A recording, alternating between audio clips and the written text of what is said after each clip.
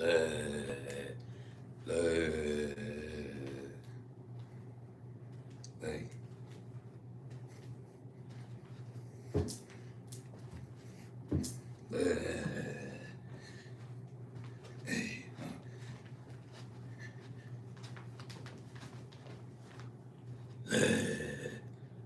Slay.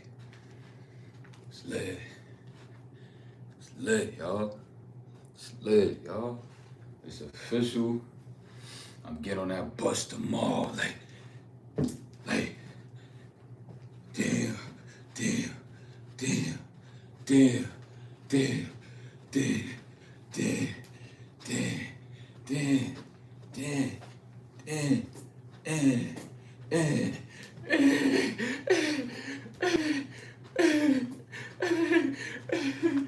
it's lit, boy. It's lit, boy. It's lit. It's lit. It's lit. It's lit. Oh my God.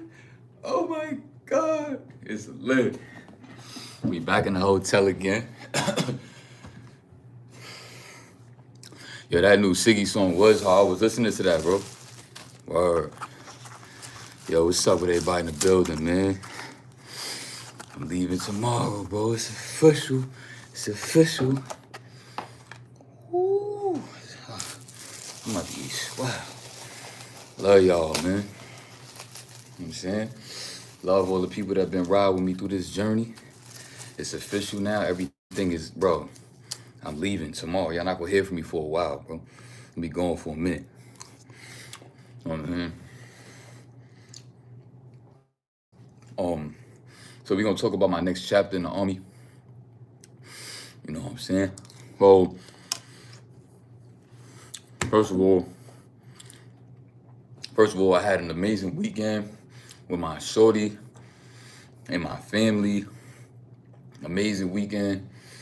A lot of downloads, a lot of clarity, a lot of just you know, spoke to my moms, linked up with my little brother. You know what I'm saying? And I needed that. You know what I'm saying? I needed to let go of whatever I used to hold on to. You know what I'm saying? About my life and my past, about things that I've been through with my mother, family. I looked my mom in her eyes, I put my arm around her, I was like, yo, I love you, no matter what. You know how simple that is, bro? This is how responsible we gotta be as men, right? Like, it don't matter what you may feel like happened this or happened that. For me, just let go and just like, yo, even if I gotta love you from a distance, I love you.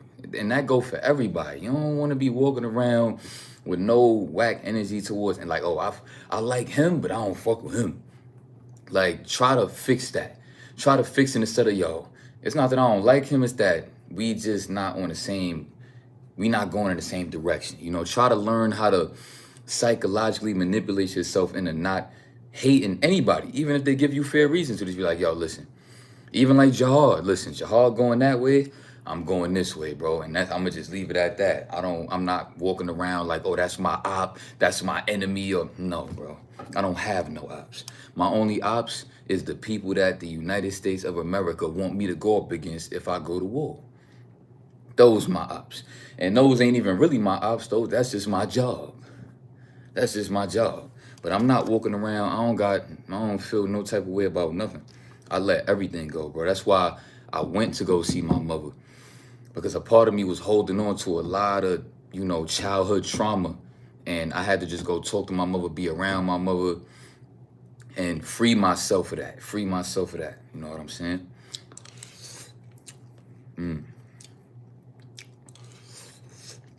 Oh, yeah.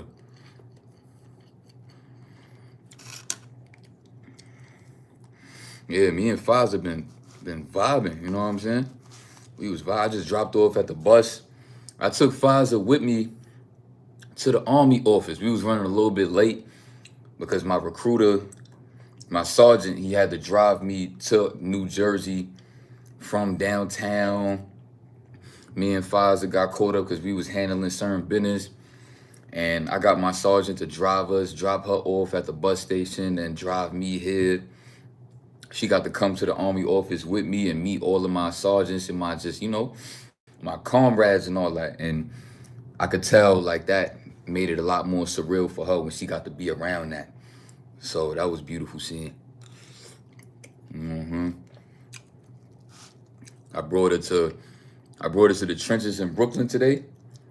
Then I ended up bringing her to my army office. You know what I'm saying? With my sergeants and all that. Lit. That's my mom texting me right now, probably telling me she loved me and she proud of me, and you know what I'm saying, good luck with everything, and I'm proud of you, and you know what I'm saying? Word. Just good vibes, man. Good vibes. My mom is super proud.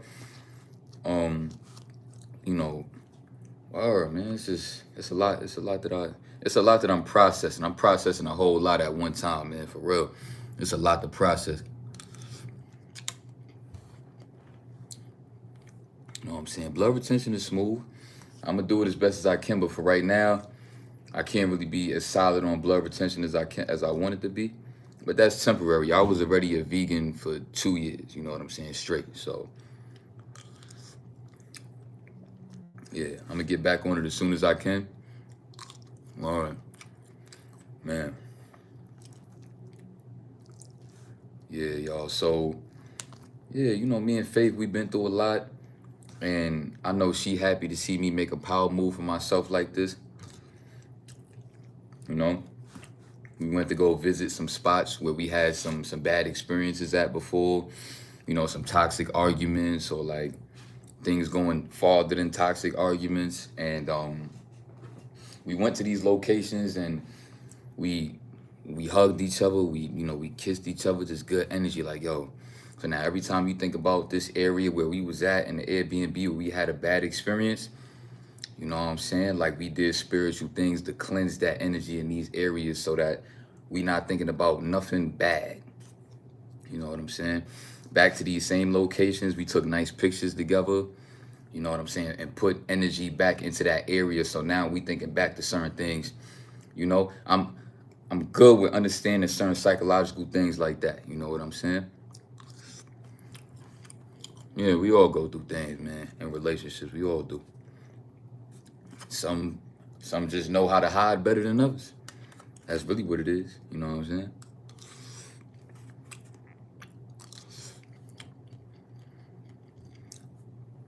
So let me tell you something about making, taking the next step in your life. You know, a lot of people a lot of people are small minded, right? So when they see you making a huge step in your life, you could tell that they go through tough times trying to process you doing that because they couldn't fathom you making such a power move like that, because not a lot of people, are resilient in those times when you're going through certain things and now you got to try to make a way. A lot of people let these things consume them. You know what I'm saying? So that just ain't me. So I know it's a lot of people that probably been watching me on this YouTube channel thinking that they thought I was gonna end up a certain way or thought they had me figured out in a certain way, and now I'm putting your little small-minded brain to the test. Now I'm expanding your mind. Like, yo, wait a minute. Now when you were so consumed in all of those other videos of me going through certain things and in the shelter, now I'm army strong. Army strong. You know what I'm saying? Army strong with it.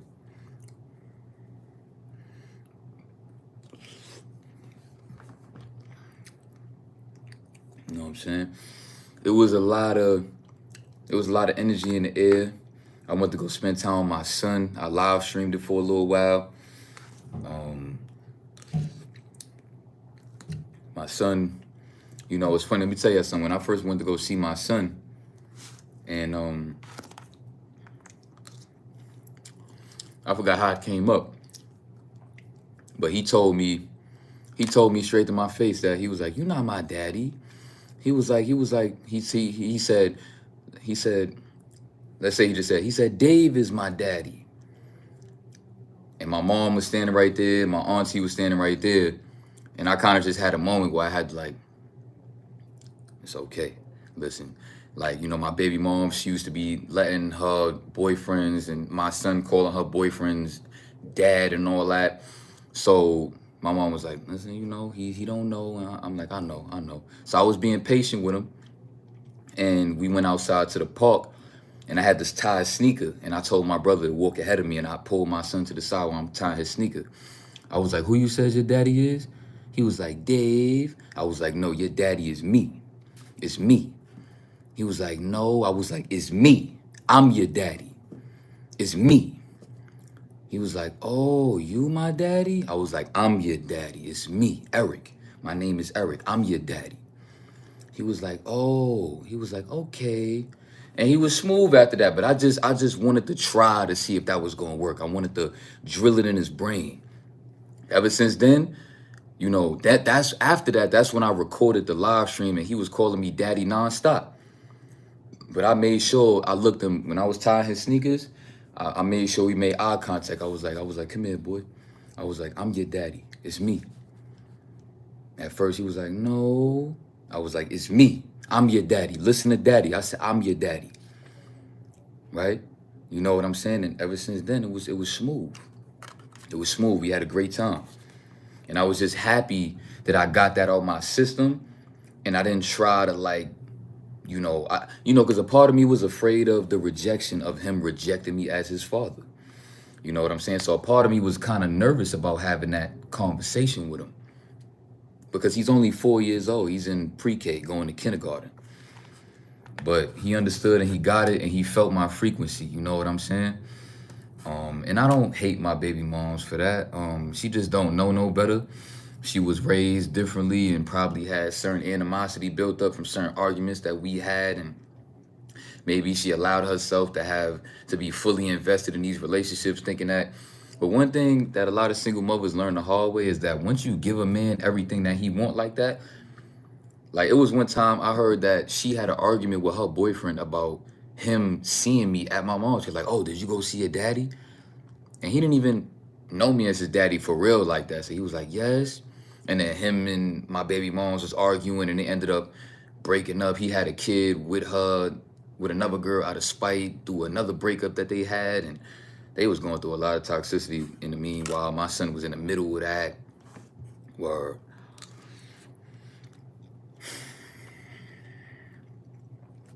that's why I got to make this power move, bro. I gotta make this power move, bro. It's bigger than just being petty on the internet. Y'all probably think I want to go to the army to prove something to y'all or to my ops on YouTube. Fuck out of here. It's way deeper than that.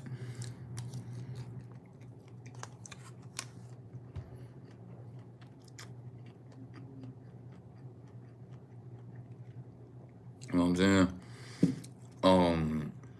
Yeah, and he called me daddy nonstop. He wanted me to stay with him. He was sad that I had to leave. My mom texted me after she dropped me off back at the Airbnb that me and Faith was staying in Jersey. And she was texting me saying that he kept saying nonsense, like, my daddy's so cool. Like, he's so cool. I was happy about that. You know what I'm saying? I was happy about that. No, I didn't see my baby moms. But my mom spoke to my baby moms and they had a good conversation. And, it's looking like going forward in the future that we can possibly start to work on building a professional co-parenting relationship out of the mutual love that we feel for our son. And it'll be that and only that. You know what I'm saying? Because I got to be as responsible as I can. As a man, it comes with a lot of responsibility. Walking around with animosity towards people, it's just not going to make you look like a man.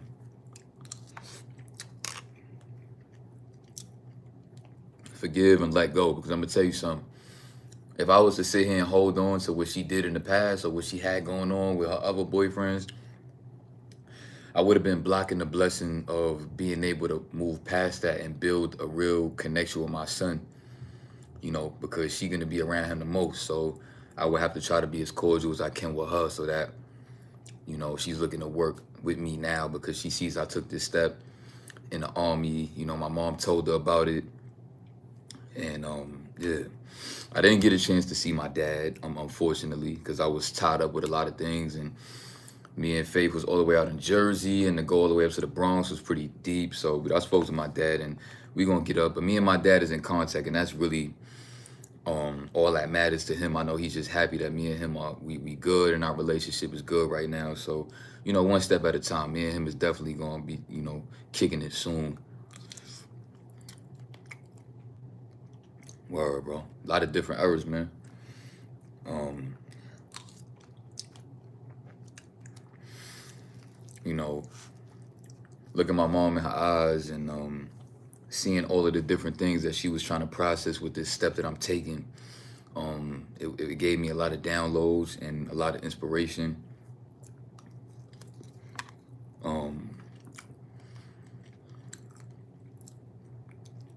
yeah, my brother, I felt, the frequency of being in that house that I was extremely depressed in.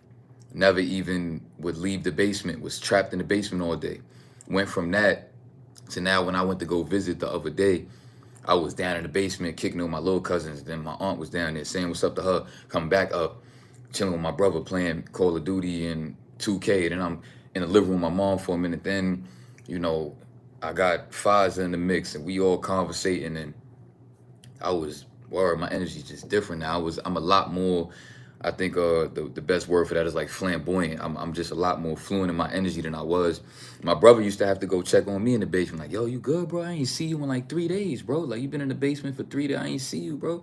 And then he would come light me up. We smoke, and I would just be telling him how depressed I was and why I didn't want to leave the basement. You know what I'm saying? Lot has changed. My brother, I love him so much, and I want to be able to, fly my brother out to different places and show him around the world. Because, visiting my brother and seeing my brother get a little bit older, I'm seeing the effects that, our childhood had on him. I'm seeing the effects of growing up in the hood has had on him. And I really just want to let him see other things outside of this world. And, yeah, you know what I'm saying? Just, put my brother in position and help him put himself in position and be that inspiration and that role model for him. You know.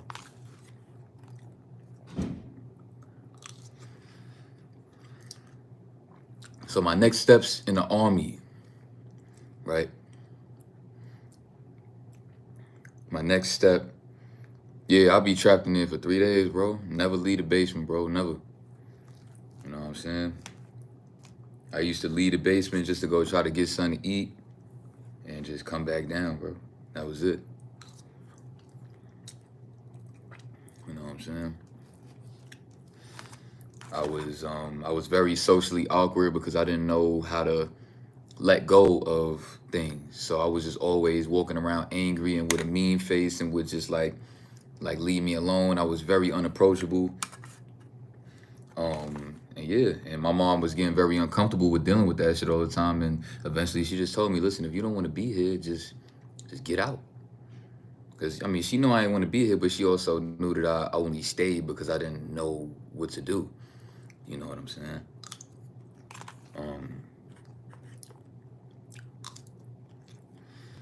Yeah, but getting kicked out, I even told her, I said, you kicking me out was the best thing that ever happened to me, because if I'd have been stuck in that basement still and you would have been, just letting me be depressed in there all day, every day, I probably wouldn't have become this man that I've become, the inspiration I've been able to become for people on the internet, and for my son when he gets older, for my little brother, my little cousins.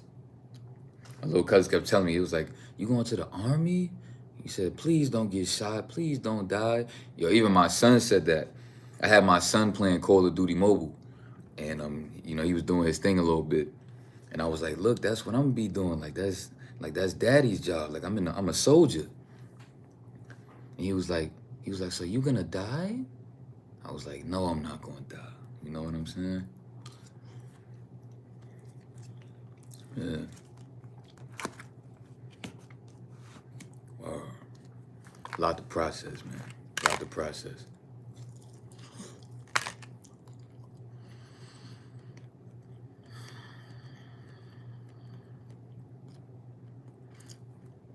Yeah, man. It was beautiful to kick it with them. You know what I'm saying? It was beautiful. Just feeling everybody just look at me in a way where it's like, yo, he about to do a good thing for himself. I used to think that I need y'all to close your eyes for me, and I don't want y'all to see what I'm about to do. Just pretend that you didn't see this. Everybody look away from the camera. Don't look. Look that way.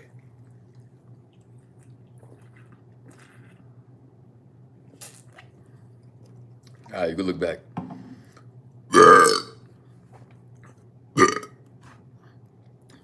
Ain't really no other bev options. My fault. Um, yeah. I was like, and daddy gonna teach you how to do all that. He was like, you gonna teach me? He was like, you gonna teach me how to do that? I was like, yeah, bro. Then my little cousin had a Nerf gun. You know what I'm saying? So he grabbed the Nerf gun and he's like, oh, show me. You know what I'm saying? He's like, look. He's like, look. Showing me him playing with the Nerf gun and all that. Word. Word. My son had a good time with me, though. A part of me was a little nervous about going to visit him before I leave, because I thought that it would probably make me sad or depressed. But it didn't actually. It gave me a lot of inspiration. And I'm very satisfied with the time that I spent with my family before I left. Very satisfied. The mind is a crazy thing. It plays tricks on you. But it's really just showing me, just make that step and don't worry about what it could be. Worry about what you want it to be and just stay focused on that. You got to make it. Life is what you make it. For example, if I didn't technically make my son understand that I was his daddy, I would have been uncomfortable that whole trip thinking about how my son looked me dead in my eyes and told me another man was his father. That's how life is what you make it. Because I could have sat there and just let that shit ruin, because it almost ruined my whole mood, bro.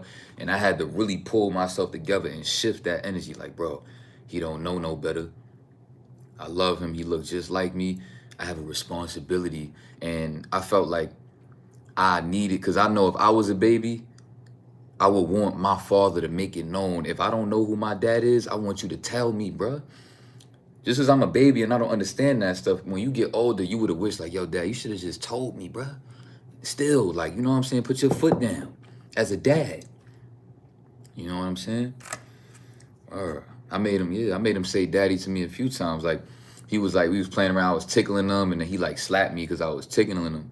And I was like, hey, you better not slap me again. I'm daddy. You can't be slapping daddy. And he was like, no, but you tickle me. I'm like, I'm daddy. I could do what I want to do. I was like, say sorry, daddy.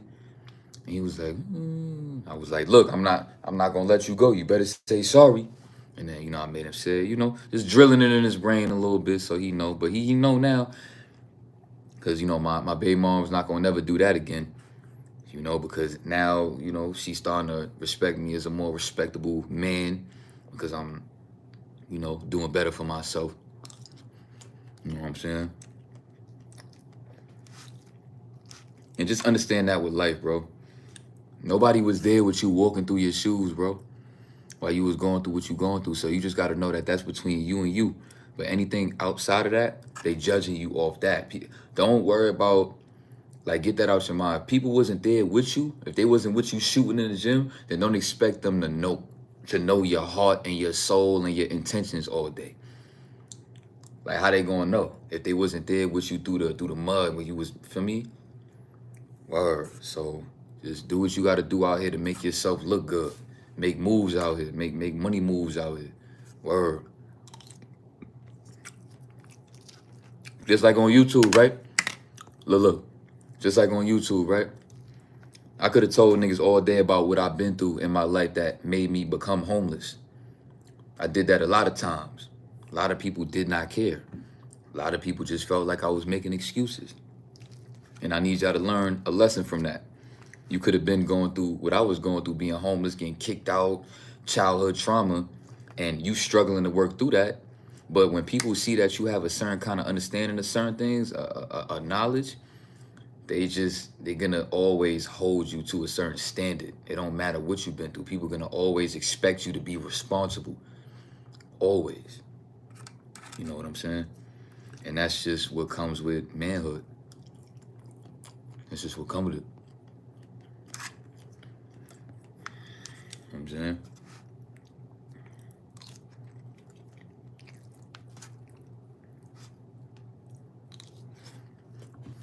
So let's talk about the next chapter a little bit. Next chapter in the Army for me is I'll be going to basic training slash retaking my ASVAB because I passed it, but I want to get a higher grade to be eligible for more bonuses and more job opportunities just in case I might change my mind and want to do something else. Right? The higher grade that you get, the more opportunities you have. The ASVAB is really about a bunch of trade school things. It's a lot of different things that if you ain't go to trade school, you're not gonna really know everything about a lot of stuff.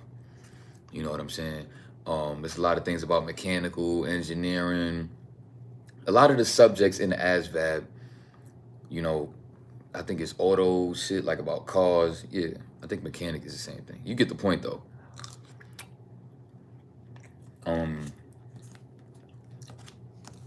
So pretty much in basic training slash ASVAB school, they're gonna just, you know, help me study a little bit to how I can pass it with a better grade, so that I can have more job opportunities and even more of an understanding of these things that I'm gonna have opportunities for. They say everybody that goes to ASVAB school, they all pass with high ass grades because the test is already, it's common knowledge about these trades, but if you don't even know these trades for real, you're not gonna even have the common knowledge of it.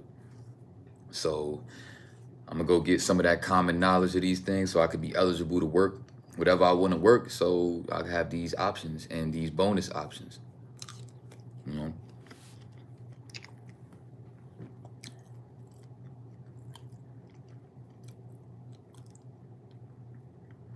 Yeah, right.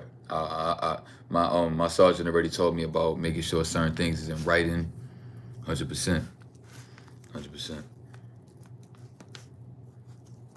You know what I'm saying? So once I graduate from ASVAB school and just the basic training of the Army, right? Now I get to choose my job, but regardless, I'm choosing infantry. I'm going 11 Bravo. You do your homework on 11 Bravo. That's what I'm choosing. I'm going 11 Bravo, which is a certain section in infantry. I think 11 Charlie is the explosives and all that. And to be honest, I want to be in the field and with the guns and stuff like that. So I don't want to really. I think 11 Charlie, they work with like the mortars, where like they buy the mortar and then they have to wait for the call to shoot the mortar and just things like that. I'd rather just be on foot with the guns and learning how to track, learning how to just get comfortable with all of my equipment and my guns. So that's 11 Bravo. I'll be doing that. I'll be going to training for 11 Bravo for about 20 to between 18 and 22 weeks. Yeah, 11 Bravo. It's active, bro. Pretty much what I'm doing in infantry is I'm mastering all forms of combat, gun combat, physical combat, even mental combat when I'm gotta, you know, track and learn how to just navigate and move. It's gonna be certain trainings where they have like dummy trainings where like we gotta walk in the building and it's just like a practice test where we gotta walk in the building. Oh, clear. And then, you know, probably gotta hit something, you know, shooting ranges, you know, throwing frag grenade. You know what I'm saying? Bunch of stuff. Yeah. After 11 Bravo, then I'm going to airborne infantry. Then I'm going airborne for about 4 weeks, where I'll pretty much be jumping out of an AC-130. About in infantry airborne, we have to jump out of the AC-130 like 4 times. I think like the first 2 weeks they teach us how to jump to land properly. Because my sergeant was telling me about how when he just came from, you know, airborne, it was a couple people in class that when they came down from jumping out the plane, like 6 people broke their leg. But they say the injury rate is pretty low. And it's pretty simple to know how to land. He said people just when they falling, they start to panic in the air. And he pretty much said like when you jumping out the plane, you got to make sure your body is tight. Make sure your body is tight. Make sure your legs is together. He said certain people when they panicking in the air, their legs be kind of spread. So now when you hit the ground, your joint is gonna snap. You got to make sure you keep everything tight. He said another thing, if you got to keep everything tight when you in the air with the parachute and all that, because all you got to pretty much do, he said, is when we in the plane and it's my turn to jump, all I got to do is do like this, and the wind is gonna take me. Now, in order to not be flipping and doing all that crazy stuff, I just got to make sure I jump out, keeping my whole body like this, and I can't move. As soon as I do this or lax my body, and that could go really bad. So it's actually pretty simple. One of my sergeants actually just told me, "What's up, my guy?" How's it going, bro? Good, good. One of my sergeants just actually told me about how it goes and everything like that. He told me that he was actually, how you doing, man? You going to what? Army. Army. Active Army? Correct. Yeah, me too, man.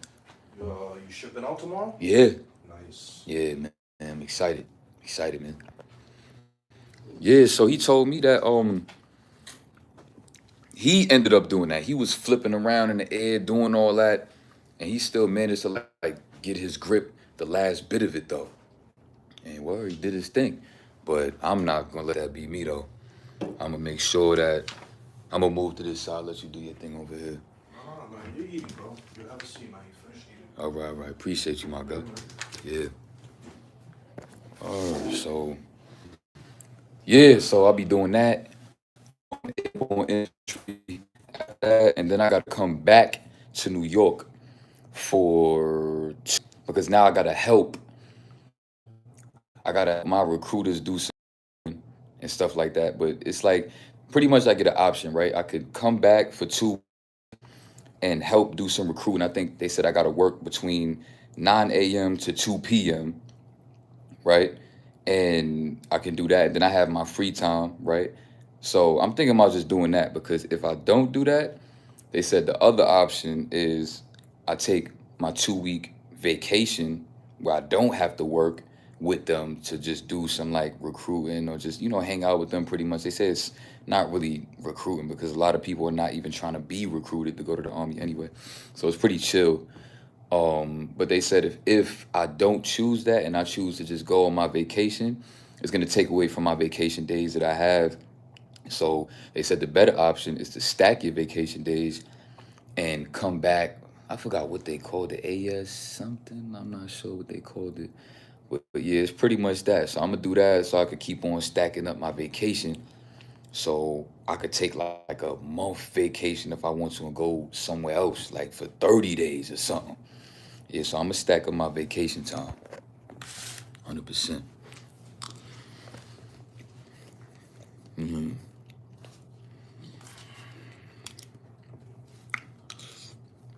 Yeah, yeah, paid vacation. That's a fact. Paid vacation. That's tough. You know what I'm saying? And my sergeant was just telling me how, like, even let's say, I don't know, hypothetically speaking, something was to happen to me and I got to go to the hospital for 4 months. I don't know, because I'm sick or something. I'm still going to be getting paid for those 4 months, but these regular 9 to 5s, you going for more than like even a week and a half, they on you like, oh, you know what I'm saying? After 2 weeks, these regular 9 to 5, they like, oh, all right, we gonna have to, you know what I'm saying? We need somebody else. We gonna give somebody else your schedule and all that. And we don't know about when you come back though, if you gonna still have the same opportunities that you had when you was here. So these regular 9 to 5s, where they be making you feel like you gotta be perfect all day. And if something happened to you for longer than 2 weeks, it ain't gonna be the same when you try to go back. Uh, you got 55 days saved up for that? So hold on. So with those 55 days, you could take them, let's say you could take, y'all, I'm doing 30 days out of this 55. You could do that, right?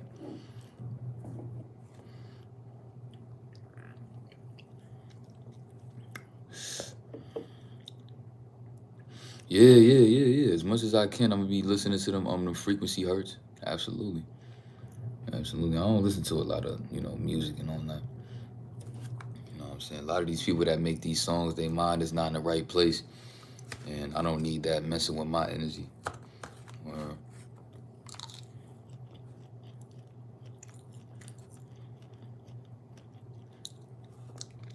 yeah, so it takes some time to get it approved and everything like that.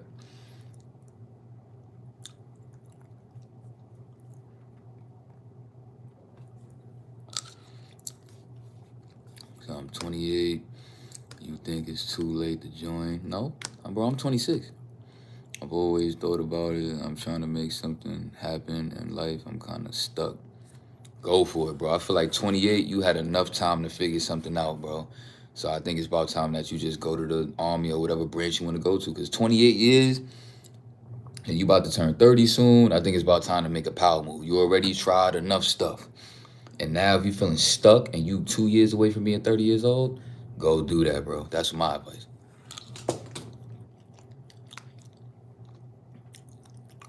You know what I'm saying? I used to be seeing all of these New York drill rappers around my area. That's a fact. I recognize most of their faces. Yeah. Y'all should have never let these dudes get big because they about to milk this New York drill stuff until it can't be milked no more. And they still gonna try to milk it. Trust me. They couldn't wait for a reason to be tough all day and try and get paid for it. Trust me. They was being tough all day for free. So now they could get paid for being a drill rapper. Yeah, they about to go crazy.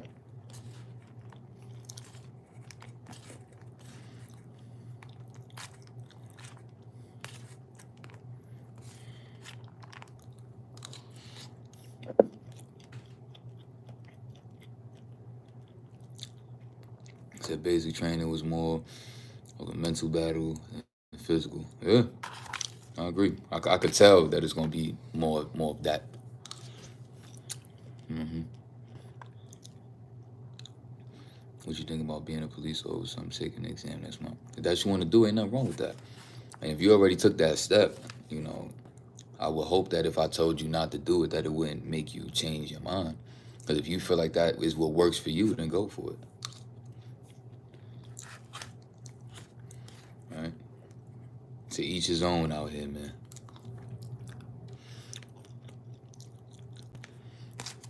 You know what I'm saying? But yeah, that's the next step for me. I'm glad I'm out that shelter. I don't never gotta show back up there no more. Yeah, well, I'm ready for the gas chamber though. I feel like I feel like I'll be alright. I remember when I was young before I was gonna come here, I used to be afraid of all of that. Like I was even looking at some of the obstacle course stuff like oh my god, like but like I said, I was trapped in my mom's basement with depression and I was like soft. So it's different now. I'm not worried about none of that. Or, you know what I'm saying? Because after I got kicked out Mom Dude's crib, and then I had to go find my way on my own, 2 different homeless shelters, this and the third. You know what I'm saying? My mind is different now. Like, I'm not worried about nothing. Literally, I'm not worried about jumping out the plane. I'm not worried about nothing. All they gotta do is tell me what I need to do, and I'm gonna do that. Shit's simple. What make it difficult is when you start playing tricks on your own mind with anxiety and all this unnecessary negative thought patterns and all that. Just don't do that. You know what I'm saying? All right, shit smooth.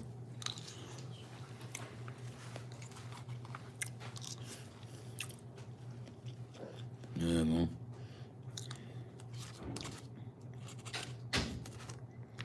Yeah. I got a roommate. You know, we both gotta wake up early tomorrow, and yeah, we both going to the army. Lit,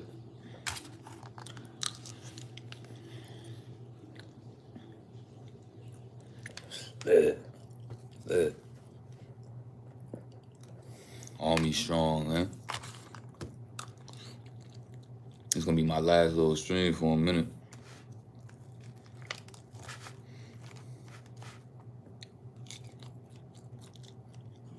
Yeah, man.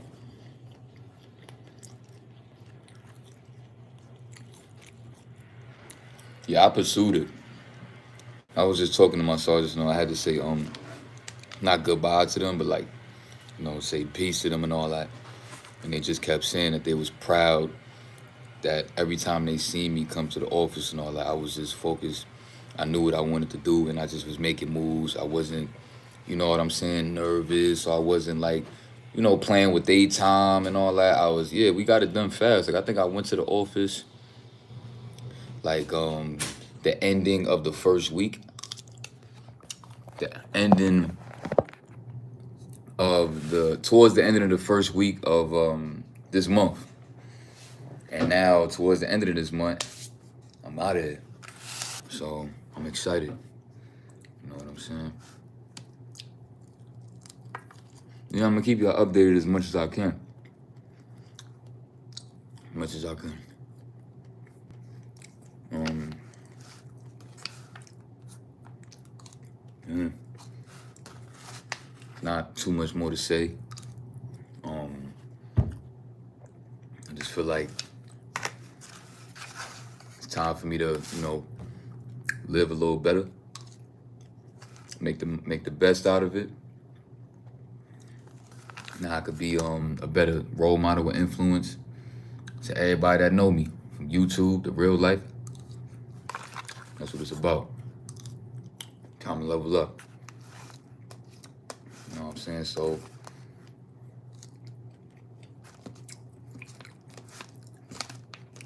yeah, man.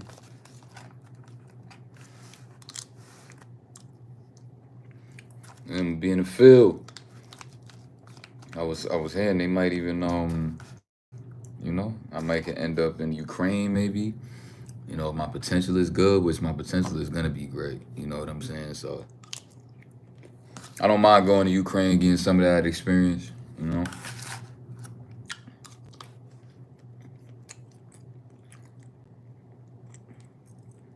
Yeah, man. Shout out to wifey, man. We went and had fun and spent time in New Jersey. Then we got a hotel on Park Avenue, one of the richest, nicest Avs in Manhattan. Yeah, if you from New York, you know. You know what I'm saying? Ain't nobody from the trenches on Park Avenue. You won't see none close to nothing that got to do with none of this New York drill stuff. You won't see nothing close to that on places like Park Ave. Never. Not even close. None of that is over there. You go to Park Ave, you're gonna feel like you in a whole different section of New York. Everybody on Park Ave look like they belong on Park Ave. Wow. You know what I'm saying? We was over there. We was watching a bunch of Black Mirror. We watched the movie Creed 3. Creed 3 was pretty good. I was kind of disappointed at the ending because I wanted more, but I feel like they're gonna make a part 4 anyway. So, but Black Mirror is an incredible show. Wow. I mean, incredible Netflix series. Black Mirror is incredible. Like I love it. Wow. Like I want to watch every episode of Black Mirror. Like I was watching this one episode where these dudes was best friends, but then they started playing this virtual reality game. Because back when they was growing up, his favorite character was the female Street Fighter, and his was the male dude. Then the virtual reality game was so real that they could, get it in with each other in the game. And then the dude that was the girl fell in love with the feeling of what girls experience through orgasm and dude, bro, it was bro. Black Mirror got a lot of different crazy episodes. Like for real.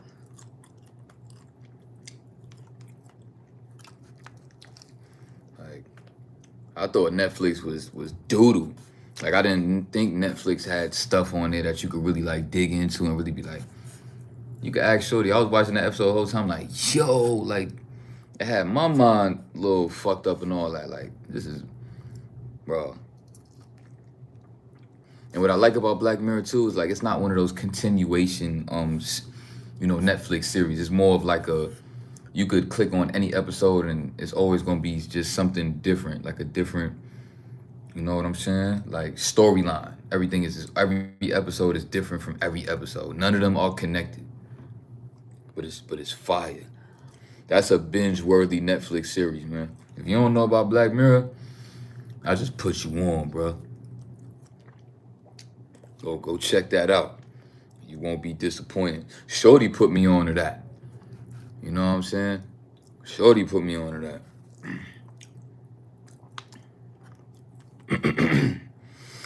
Yeah. Yeah, Breaking Bad is tough. I seen that. So you've been a motivational symbol for me like a year, some change, maybe more. Glad to see your growth and next step. Appreciate that. You know what I'm saying? A lot to process, bruh. A lot. Like, wow. You know what I'm saying?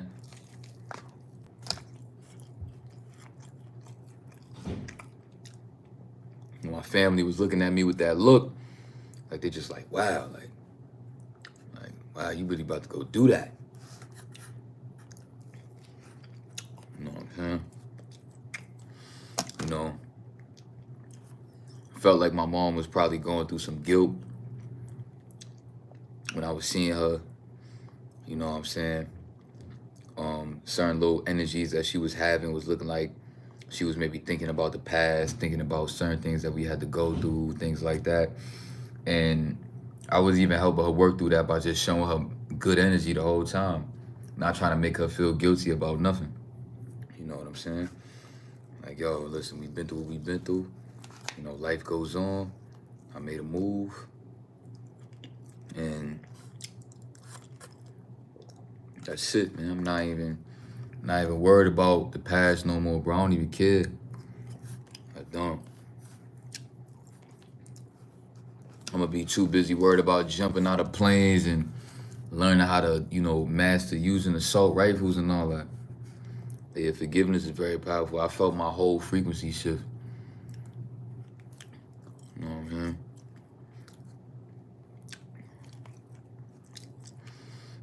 And my energy is very different. Every time I, was around my mom, I could just tell, like, she was trying to adapt to my new energy that she feeling from me. Because, like, I'm nowhere near who I used to be when I was living in that house. You know, being out there in the field, being homeless twice, and being on YouTube and learning all the things that I've learned, my energy just always was shifting. And I know a lot of my subscribers or just people that was watching my journey. When y'all go back and watch my old videos, y'all gonna find a lot of Easter eggs in my videos, bro. That's gonna lead you right back to how I ended up here. And um, just how I'm gonna be living it up going forward. You know what I'm saying? Bro.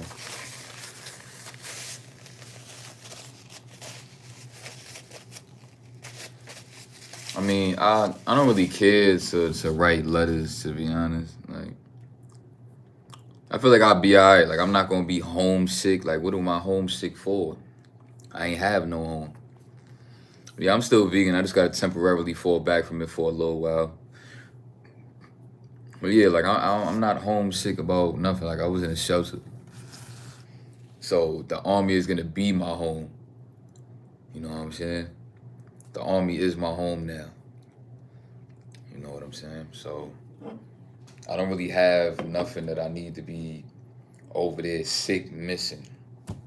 Because the army is gonna help me make everything I need to make happen, which is helping me position myself with my family, my future family, with my future kids and wife. The army is my home. The army is my everything. You know what I'm saying? So I'm not gonna be, I don't care how tough psychologically, I'm not even gonna care. Because I already dealt with psychologically tough things my whole life. You know what I'm saying? So the army is gonna be the time of my life. I'm about to be enjoying myself. As soon as they give me my uniform and I got my uniform on and I'm working out every day and I got people pushing me and bro, like I'm gonna enjoy that.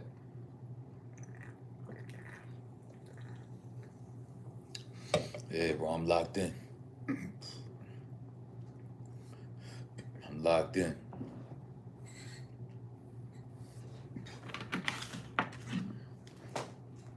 know what I'm saying? You know, that girl Faith, man, we been through what we been through, but that girl is my everything, bro. You know what I'm saying? Like, word, like, I don't care. I don't care how beautiful other girls may be when I'm over here doing what I'm doing, because at the end of the day, when none of them beautiful women that I'm gonna be seeing that's gonna be wanting me would have never did what Faith did for me, bro. Being homeless and she flying me out. No, she flying out on her tab to come spend time with me. She said she had a coworker tell her, but she was telling one of her coworkers like, "Oh, you going to New York? Like, oh, he be flying you out?" She was like, "No, I pay." She was like, some of them girls like looking at her like funny, like, "Oh, you pay?" Like, but and she still stand on that. All of the peer pressure that she dealt with from other girls, from other past friends she had, from family, and she always rolled for me, bro.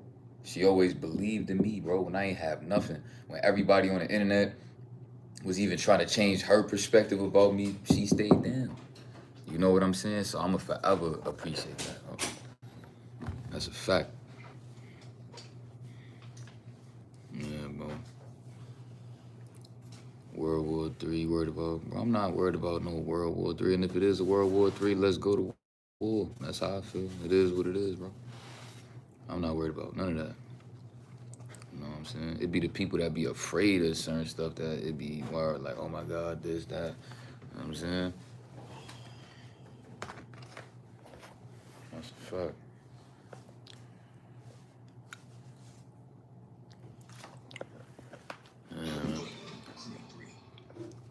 You step out for a few. I'm talking this camera to death. My God, chill. Nah, Let me. man, don't worry about it, brother. Nah, I got you. I'm gonna step out for a few, gang.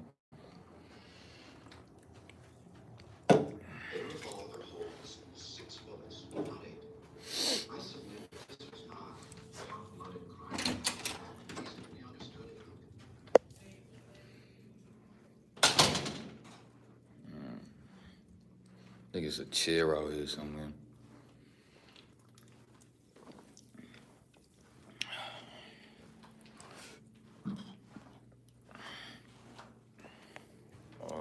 Out here.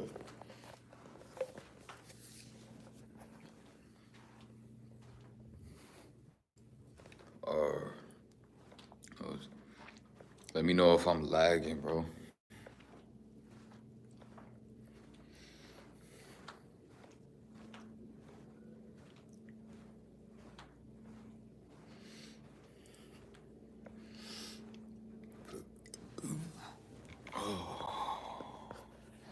It's a, yeah, this a vibe right here. Yeah, yo.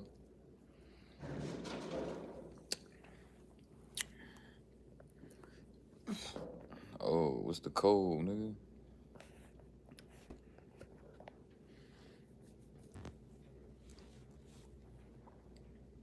Yo, bro, I'm super focused. Can't nothing, bro. I done already heard some of the craziest stories my sergeants could tell me about certain things, and I'm not worried about none of that. And they see that in me, bro. I ain't flinching. I'm not worried about nothing. I'm excited, bro. I'm excited, bro. You know what I'm saying? Like, I got a lot of things to look forward to. You know, me and Faith, we was cooling. You know, I had to drop her off to Port Authority and all that, to the bus station. And she was kind of sad, you know, shed some tears and all that. And I was looking at it dead in her face. I was like, for me, don't cry. Ain't nothing to be sad about. You know, we should just be excited and happy that now you get to look forward to you not having to come visit me and spend all this unnecessary money that now you got to make back, and then you coming to spend all this money on me and these Airbnbs and all that. Now, when I'm doing my 7 months training, we gonna take a we gonna, for me. I'm gonna have you in New York on my tab. For me, when I go do my little recruiting with the sergeants and all that, um, after my 7 months and I get my 2 weeks with them, She gonna be in New York in a nice ass Airbnb somewhere downtown. I'ma blow like 3, 4 bands on us to just like go up. You know what I'm saying? Maybe not that much, but it's definitely gonna be about 2, 3 bands for sure. I wanna make sure the Airbnb is set. I'm paying for all the food. We gonna be going out. I could finally, cause you know, with sometimes she want to go dancing, go to a club, and I'm just like, yo, I can't go to no club. I don't got no clothes to be going to no club. But in the back of my mind, I'm just like, bro, I gotta get out of this situation, bro. I gotta get my gear up, word, bro. Like, so, yeah, for me, yeah, bro. I'm gonna definitely be one of the top recruits. I already feel that, but it's not even about that. But I'm definitely gonna be locked in, bro. My hunger is different. My hunger is different, bro. It's different. You know what I'm saying? And we was on the train, and Shorty, she was getting a little emotional, and I had to, help her work through that. And it was crazy was that the frequency of that, what we had going on, I guess, was so powerful that it was a lady sitting in front of us that she had started shedding some tears, like seeing me trying to help Shorty, like work through her emotions and all that. You know what I'm saying? And when the Shorty in front of us, you seen her, she had to take off her glasses. She was crying, and I already knew what she was crying for. And I'm just like, wow, she felt that. Wow, that was crazy. You know what I'm saying? It was a real moment that we had on that train. I was really like talking to her, like, cause I feel like what Faith love about our vibe is that our vibe is like we be in our own world. Like we don't never go places and have to adapt to the places that we go to. It don't never be that. If anything, it be the opposite. You know what I'm saying? We always bringing our own frequency everywhere we go. You know what I'm saying? And word, man, word. You know what I'm saying? My brother, he going through certain things. Trying to get my brother out of certain little mixes in the streets and all that. Some of my little brother's homies is locked up in jail. I be asking about his friends, and my brother be going through depression because one of his best friends locked up because one of his friends killed somebody on camera, and my brother just been trying to support him as much as he can and stuff like that. And this is stuff my brother had to be around because we never had no positive role models in our life. We just grew up around street niggas, street shit, that shit regular. So to now finally be that positive influence in his life, him seeing me take a step all the way outside of the streets is very important. Um, you know what I'm saying? So, just going to, chilling in his room and just feeling the frequency of his room, and feeling that, you know, he trying to figure out his next step in life. Um, yeah, you know what I'm saying? Like it was definitely making me emotional. Um, you know what I'm saying? Cause yeah, man, I just gotta do what I gotta do the best that I can for my brother. Um, yeah, wow, for me. And yeah, I see the weird energy going on with like people, trying to like, throw shots at my mother, the pictures that I posted and all that. And it's like, I mean, have fun with that, bro. I mean, if that's what floats your boat and you want to put out negative energy to try to get my attention, because I seen it the other day, what this clown Jahar went live the other day. He was talking about my moms and all that. And I seen it, you know what I'm saying? And it was trash. But somebody went out their way to screenshot that live and email it to me because they thought that I was gonna go live probably and do all of this rah-rah that me and him used to go through. And that really showed me like, yo, a lot of these people really just love feeding off that negativity to the point where you wanted me to see you wanted me to see that. So that for me, I could get on here and show face to y'all and be doing a bunch of entertaining y'all with negativity.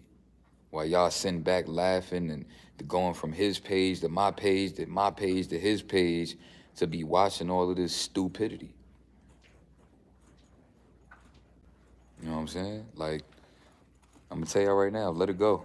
That series between me and that clown going through what we was going, that's over, bro. It's done. And it will never ever be anything. That's done. What, they was getting on me and teasing me for being homeless. I'm not homeless no more. Right? I'm going to the army, I'm learning how to shoot, learning combat, traveling the world. What do you have to tease me about? Or whatever y'all want to call it, right? You know what I'm saying? That time is over. It's over with. Right? So,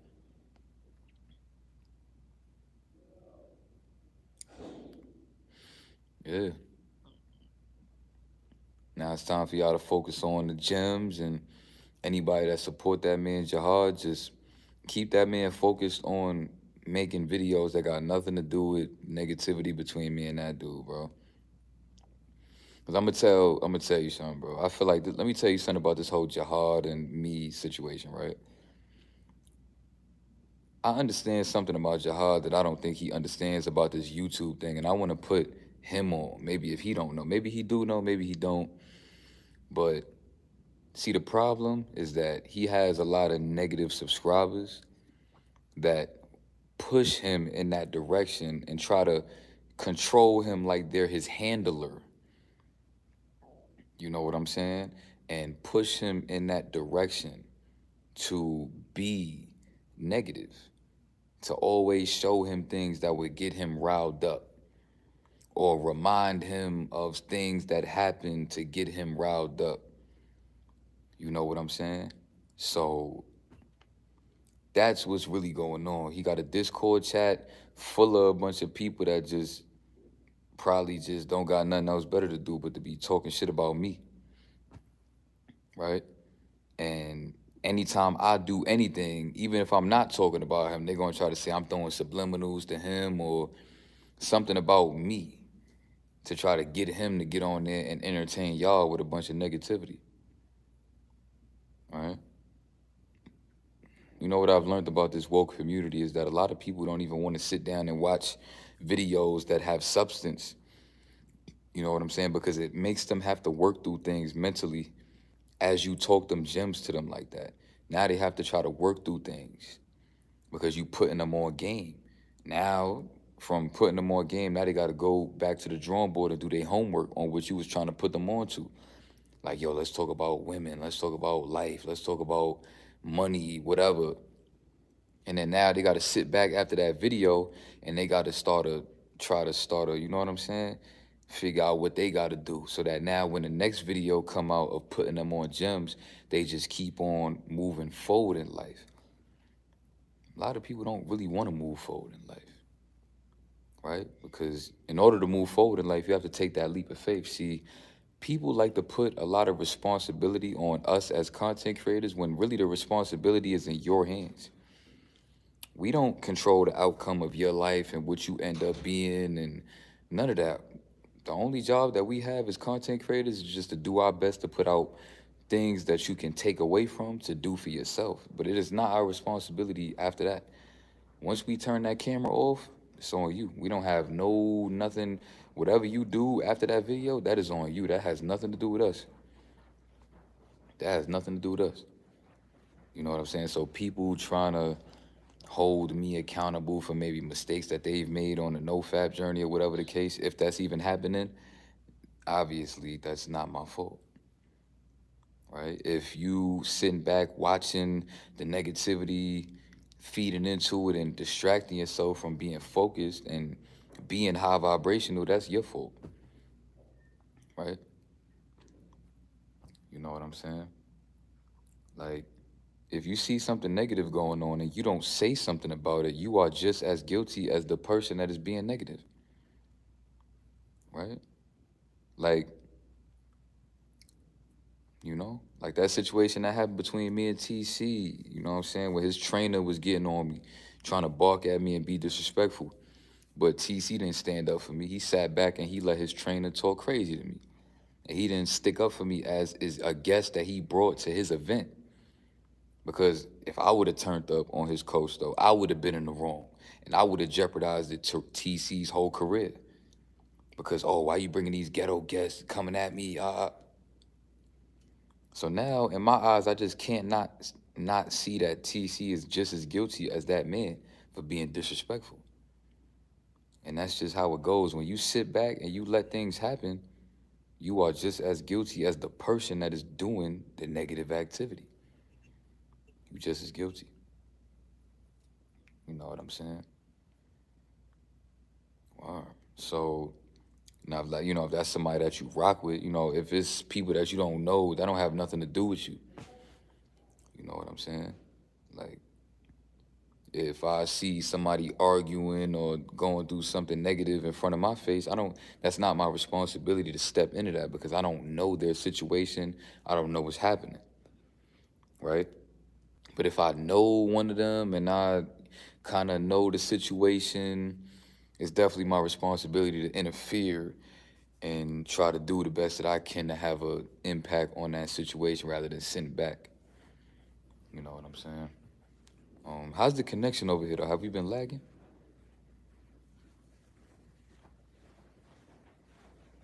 How's the connection?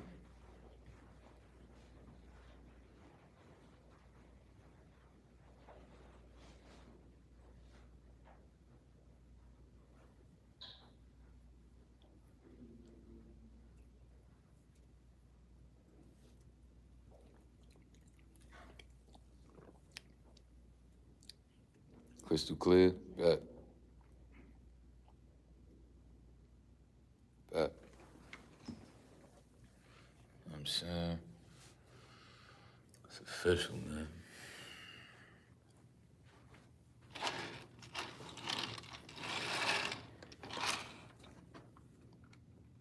Oh, this is some of the hotel.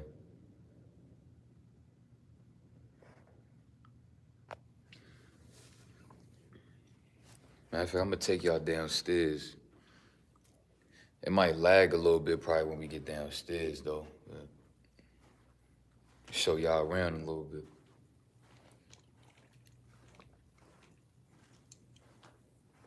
Go to the elevator and all that.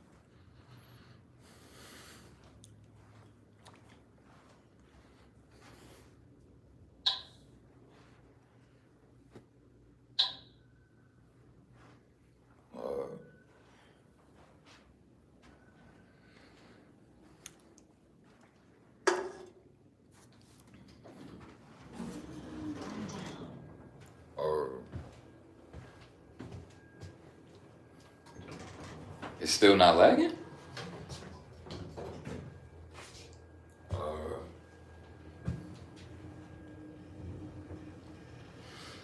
I re-uploaded a lot of my classics too, man.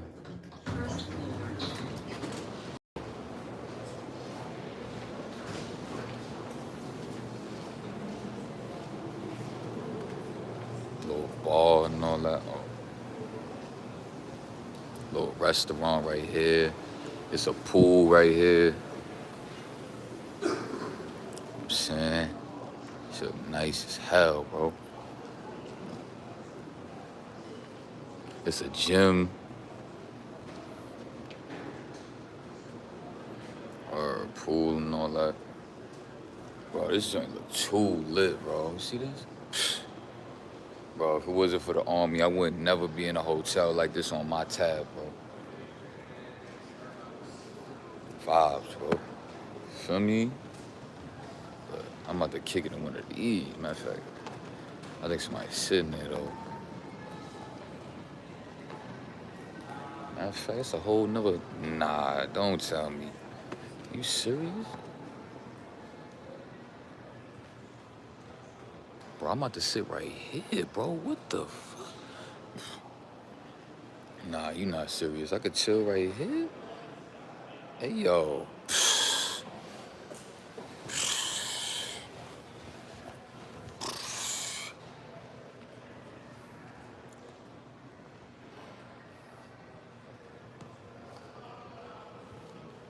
cooling, bro. You see this?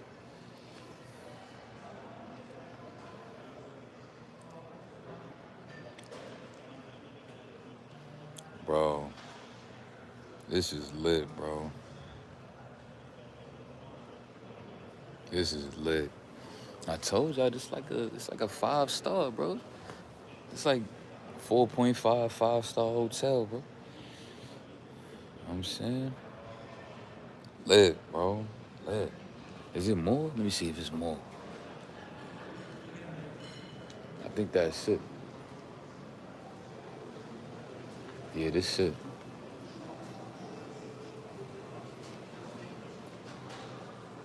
Is it? I think that's day joint. Yeah. Yeah, that's it pretty much. It's a computer screen right there?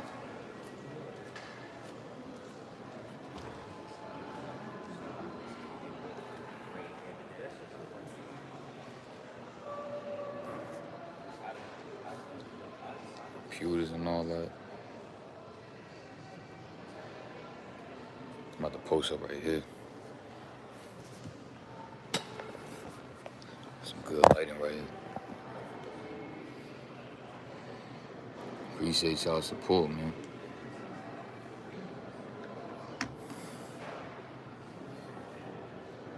Yeah, man. So I'm excited, bro. You know what I'm saying? Energy is very powerful, bro. I'm telling you. For those that grew up in the trenches like me and you feel what it be trying to do to your energy and just always have you on. Because, like, let me give you a download, right? Something that I've learned about living in the trenches is that you always walking around on guard so that you never could get caught off guard, right? Because, like, for example, if I'm cooling with my girl and we walking around and then out of nowhere I see a group of like 5 dudes over here. Now, I wasn't expecting that because I'm all caught up in me and my girlfriend energy. Now I gotta get myself on time and brace myself for what could possibly happen over here, right? But see, what you gotta learn is that you don't gotta always brace yourself. You know, trust your instincts, right? That's what you gotta learn how to do. Know to trust your instincts that when you end up in these situations that if, hypothetically speaking, something were to happen, that you would know what to do through instinct. Not that you gotta walk around or or tensed up, bracing yourself for something that probably even think about you. You know what I'm saying? Or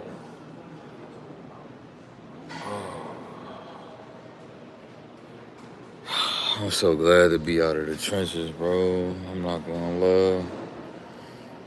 I'm glad to be out the trenches, bro. For real. I hate the trenches.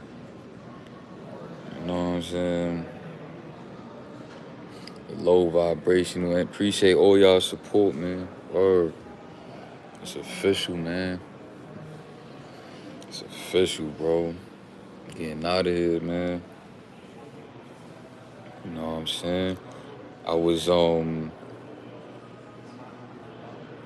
was feeling a lot of stuff and I went to go visit the fam. Bro. Yeah, bro.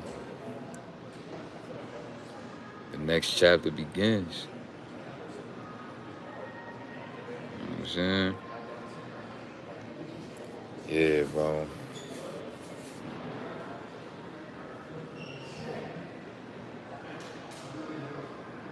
That's a fact. I believe that. If you could make it in New York City, bro, you can make it anywhere. And y'all seen me really, really like thugging a lot of stuff to get to the point where I'm at right now. You know what I'm saying? I feel like I'm gonna represent that army uniform very well. Very well, you know?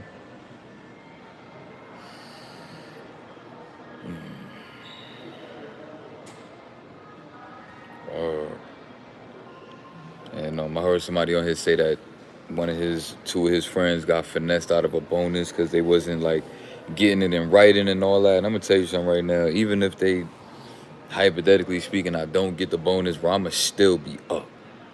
Still be up. I'm gonna be able to stack so much bread, bro.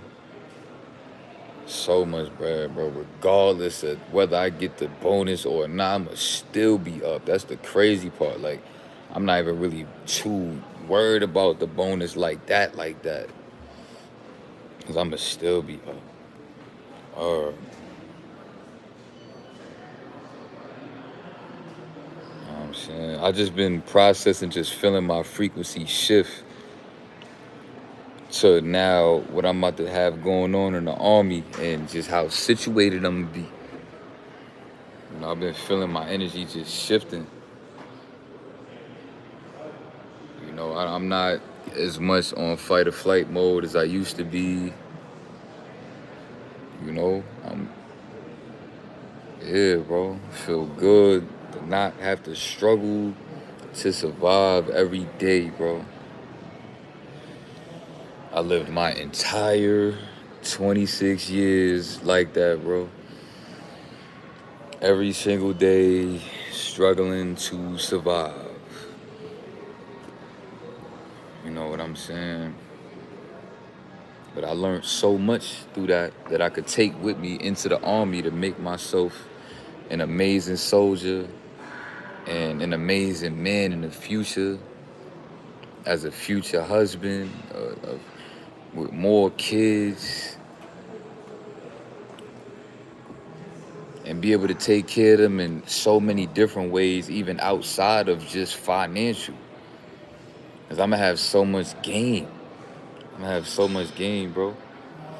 And it's like, that's why I'm leaving all of the negativity behind me. And it's so easy to, because it's just like, I got so much more to focus on now that I'm situated. Now, let me tell you what I'm learning about being situated is that now you start feeling your energy. Once you got that foundation of like, all right, I got a career going, got consistent income, a good consistent income coming in. Now you feel yourself being able to now just focus on what you need to do on the good end. But the people that could wake up and focus on negativity and stuff like that be the people that they just feel unsafe within their own spirit. So their world is just always showing them things that represent though that frequency. And it's really just that, bro. Like, you know, your world will represent what you got going on in here. And once you fix what you know you need to fix, like me, I knew I just needed to fix my financial. You know what I'm saying? So now I could focus on my workouts different. You know what I'm saying? I could just be more in the present moment with people now. You know, because every time I'm around people, I'm always just thinking about being broke or money or I need to get out the homeless shelter or I need to make this YouTube shit happen because if I don't, then like, word.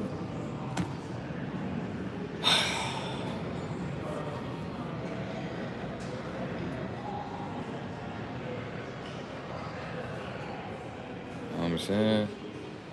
Like, that's the reason why I was on this internet shit, really dealing with all of the stuff I was dealing with on the negative end and still trying to, but then getting caught up in it, trying to not get caught up in it, but then trying to fix it. And you know what I'm saying? Because I just, at one point in time, I felt like YouTube was the way.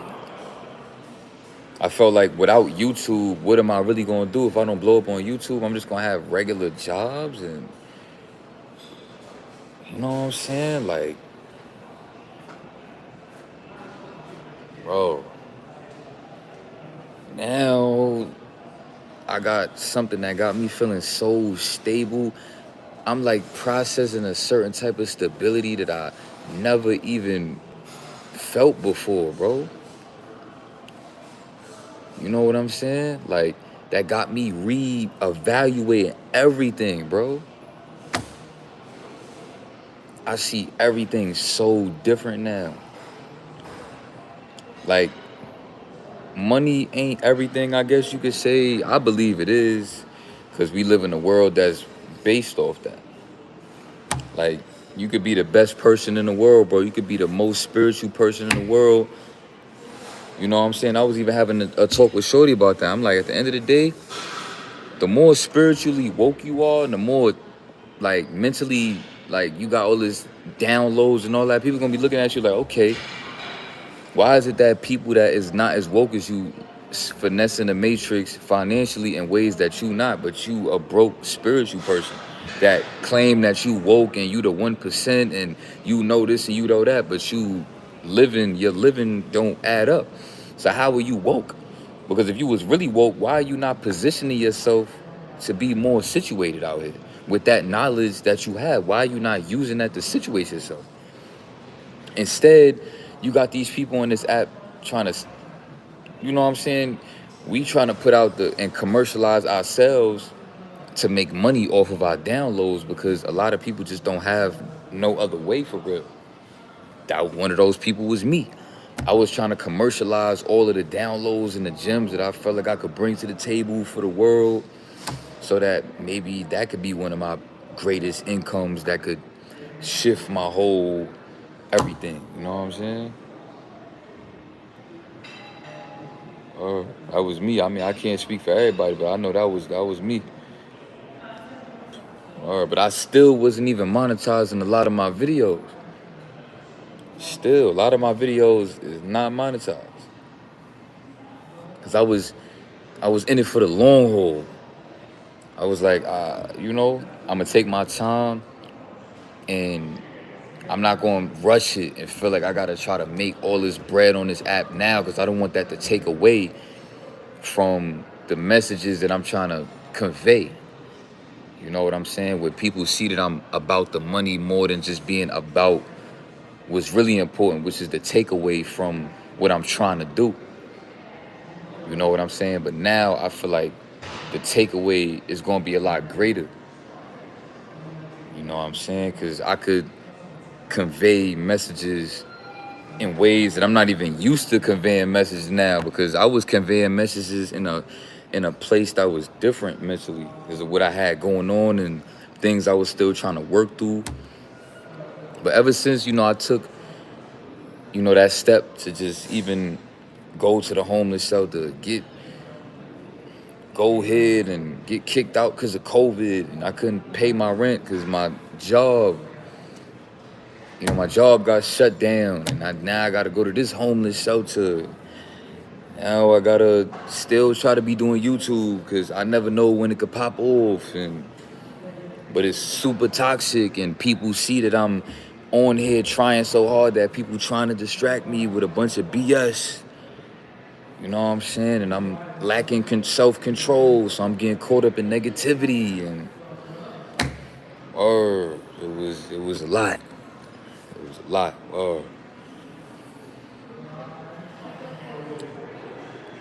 Yeah, they all projecting hate because they're drowning. You can just, yeah, bro. And I know what that's like. I know what that's like, bro. You can only project a bunch of negativity when your world is just, you in that fight or flight mode. You're not comfortable within self. And it's hard to try to face yourself when you're going through that. You know what I'm saying? Because now people gonna be like, if I'm trying to face my situation, maybe it's gonna make my life less fun.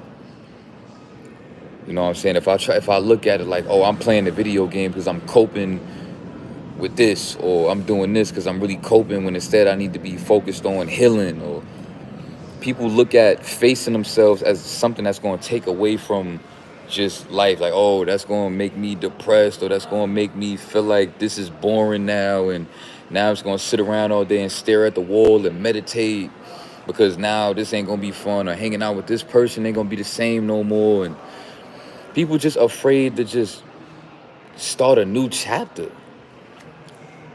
People don't want to move on in life. They want to hold on to stuff. You know what I'm saying? Because they know facing themselves is they're gonna start working through things in ways that now you right. You're not gonna really look at certain stuff the same way you did no more. And it's about that time that you do that. But a lot of people is just afraid to take that step.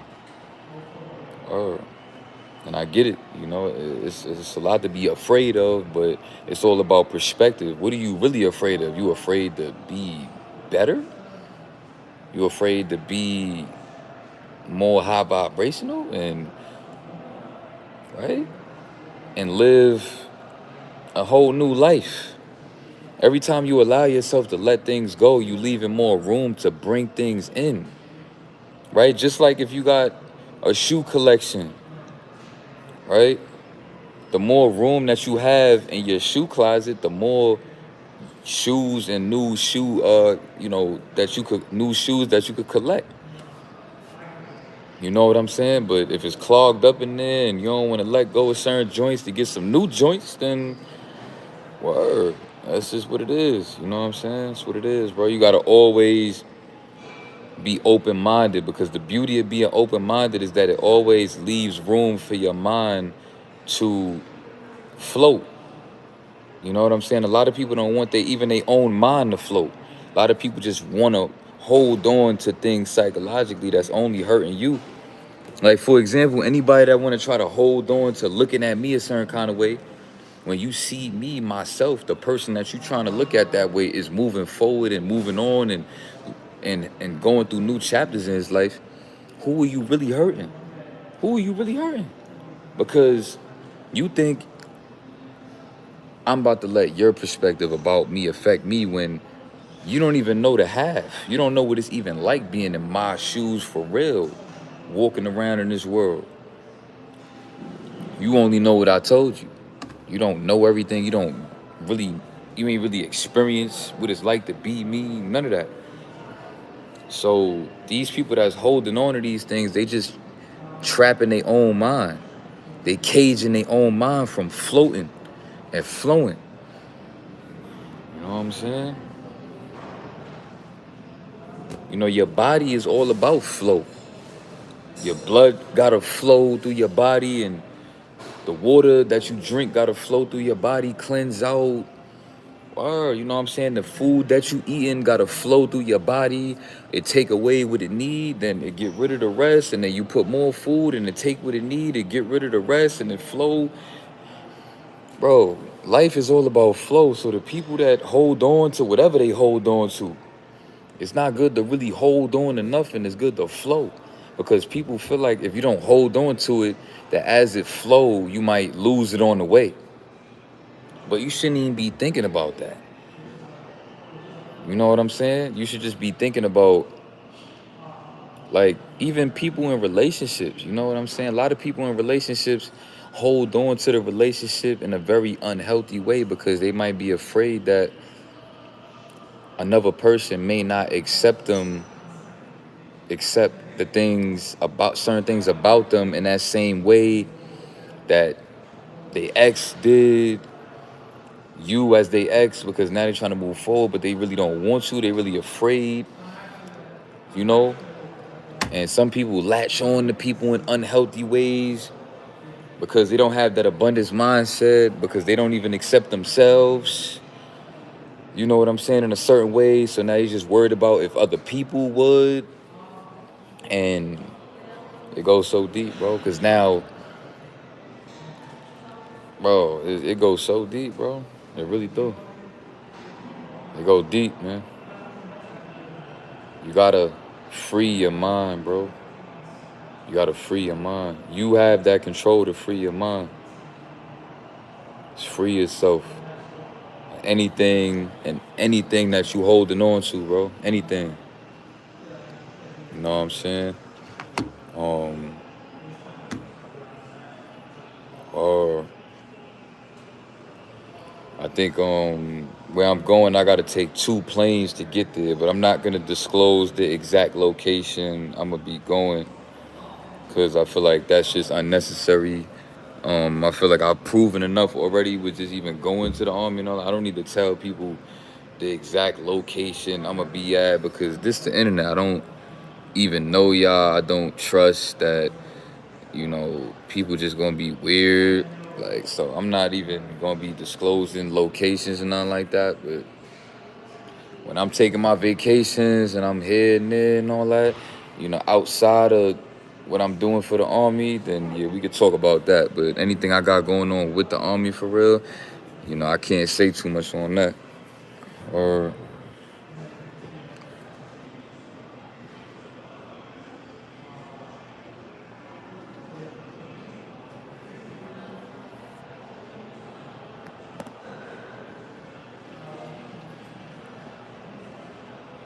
you saying, am I nervous?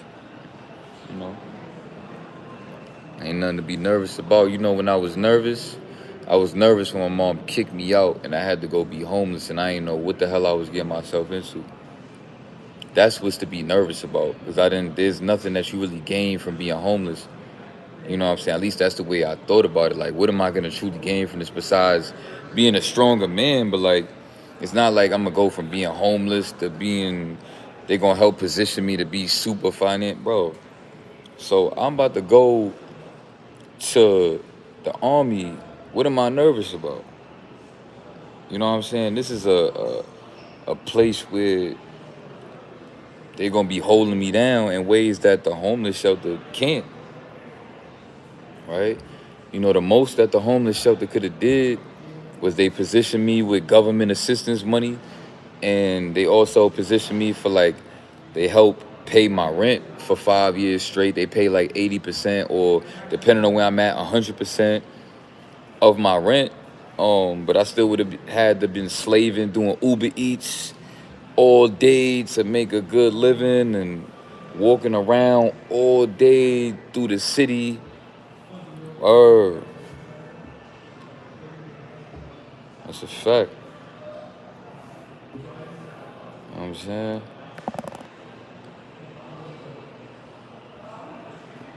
So how long they got you for? I'm being there for, I gotta do a mandatory 8 years. You know what I'm saying? By the time I'm done with basic training for 7 months, I'm gonna have over $10,000 in my bank account, and I'm gonna be vacationing in New York City because I don't live there no more. I'm gonna just, probably go vacation there for a little while, and I gotta work with them to help them recruit some new guys. But obviously, a lot of guys are not even trying to go to the army. But so it's really gonna be chill. Like, I'm just gonna be chilling with them between hours of like like like 6 hours shift or something like that. And then wherever I got my Airbnb at, wifey gonna be in there just cooling. You know what I'm saying? And yeah, bro, I'm about to be living my life. So it's a fact. Living my life, bro. Oh, I'm saying, like, I don't know why y'all coming in here telling me what another man said, because my question to you is, what that got to do with me, bro? You know what I'm saying? See what I'm saying?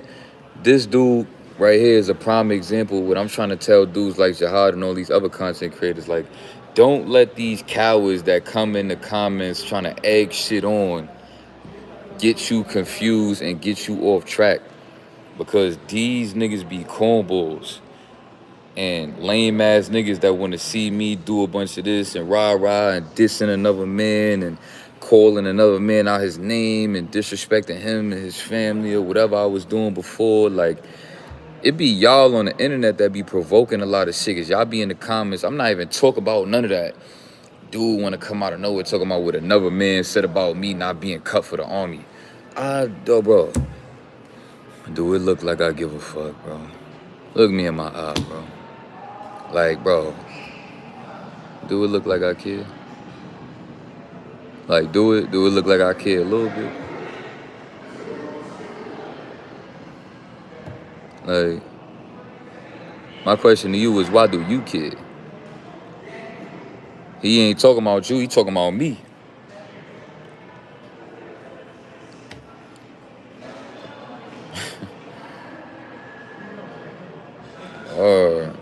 People gotta move on, bro. You know what I'm saying? But that, like I said, bro, people moving on don't got nothing to do with you. It got to do with them and their own frequency, bro. This clown wanna still hold on to what me and this dude had going on.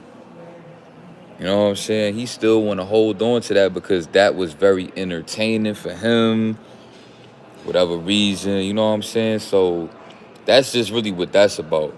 That don't got nothing to do with me or nothing. It's just that some people just want to hold on to certain things that work for them. And some people was really having fun, enjoying seeing me and this dude go video for video, dissing each other. People waking up in the morning and got both of our names in the search box. Like, oh, let me see if he made a response. Oh, let me see if he made a response back. Oh, he just said something. Let me go see what the other dude said to respond. That's also weird that a lot of y'all was so invested in that though. Like y'all going back and forth from page to page over here so invested in that. Like, you know what I'm saying?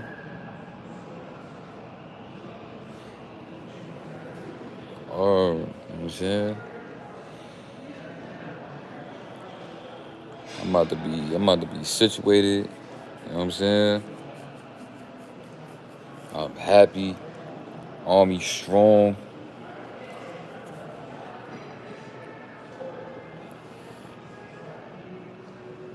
Army strong, right?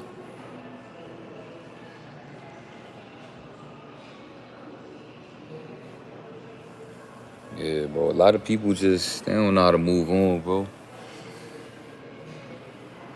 Yeah, a lot of people feeding off that, but it's like I gotta. Yeah, that's on y'all though. You know, cause I'm not worried about that. You know what I'm saying? I'm worried. I'm not worried about nothing no more for real. I'm gonna have everything I need to be situated and take care of my son, be able to go on vacations with my little brother and take my wifey out to different parts of the world that she never seen, you know, because she stayed down, you know what I'm saying? So,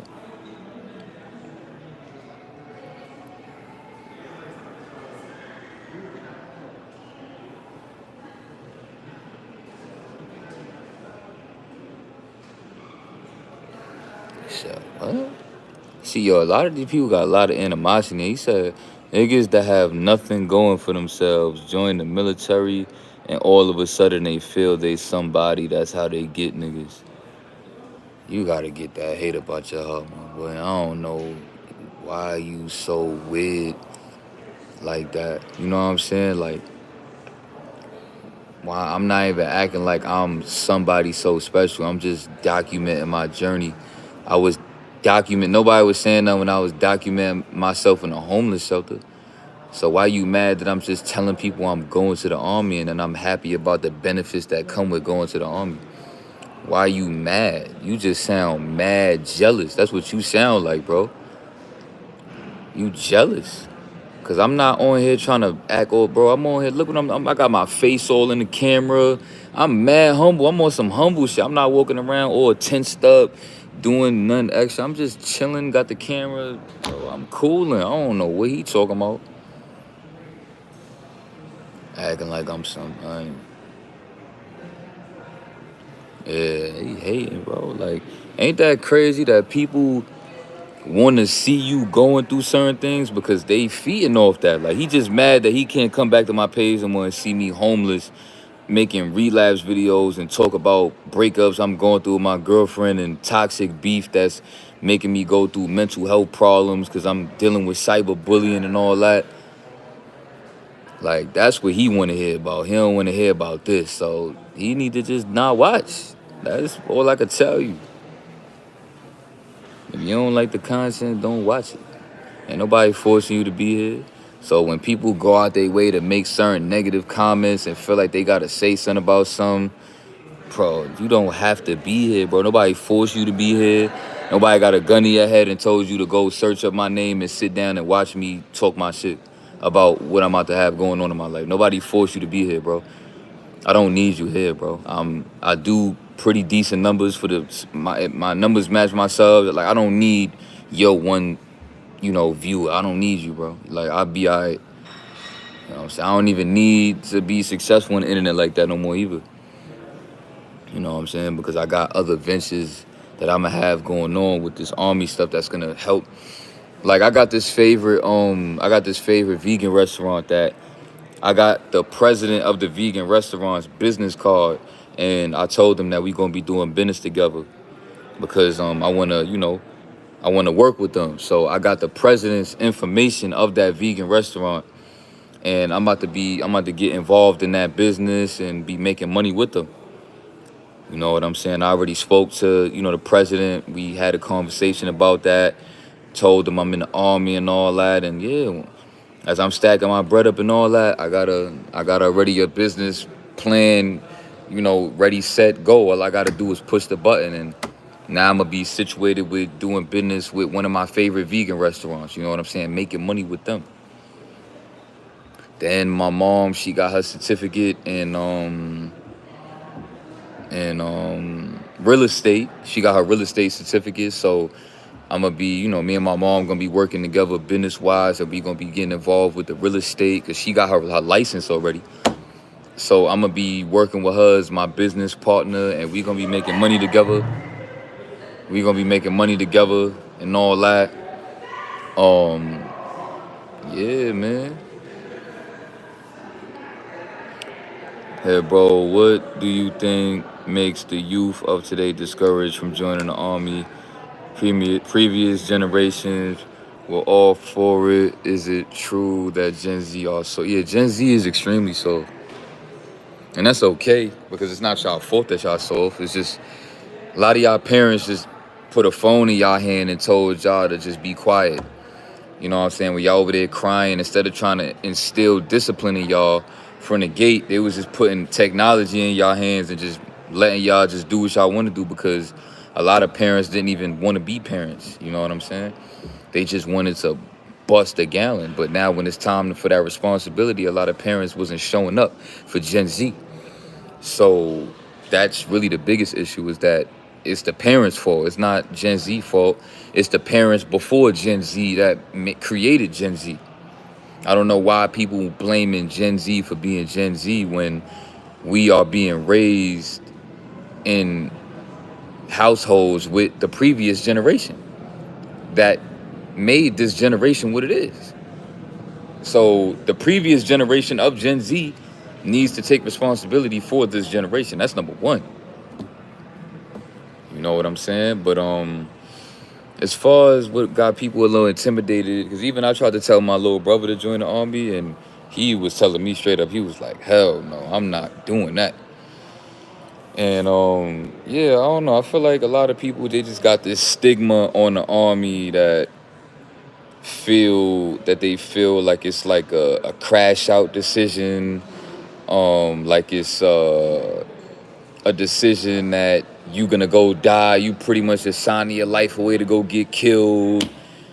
When people don't even realize that the army is bigger than just war. You can go to the army and take up a trade that has nothing to do with war, bro. But people gonna be in the army so terrified of war. Cause you gotta think about it. People be in the real world terrified of everything that come with the real. Oh, watching the news from time to time, trying to see if there's gonna be a COVID-19 part 2, or whatever. Or you live in the trenches and you worried about the next shooting, or if you're gonna be involved, or what up, bro. Everybody always got something to be afraid of, even outside of the army. So they walking around with that army uniform on. They gonna be thinking about war every day they wake up. Like, oh, I hope we don't gotta go to war. Or if they gotta go to war, I hope I don't have to go. And bro, that don't got nothing to do with the army. That got to do with these people's mentalities. That they holding themselves back and trapping their own mind into believing stuff that's not even true. Because the army is like also a version of trade school. There's a bunch of different trades that you could take up in the army that don't have nothing to do with you going to grab a gun and go to war. Even if a war was to break out, depending on the trade that you choose, you don't have to go out there and go fight. That is optional. I don't know why people think going to war is not optional. Like, oh my God, if something happens, they're gonna force me because I got the uniform and I signed up, and oh my God, I gotta go. Bro, y'all just be scared. That don't got nothing to do with the army. The army is not all about going to war, bro. Like, there's plenty other different things that you could take up in the army that don't have nothing to do with that. Nothing. Even if a war was to be, World War III was to happen right now, it's plenty different trades that other sections of the army gonna have that they're never gonna touch that ground, bro, because their trade does not. Bro, in order to be a soldier, you have to train to be a soldier. You can't just be sent out. So if you're not taking up the proper, MOS, which is like career option that trains you to be a soldier, you are not a soldier. Even if you in the army, you're not a soldier unless you go train to be a soldier. If you don't have the training of a soldier, the uniform does not make you a soldier.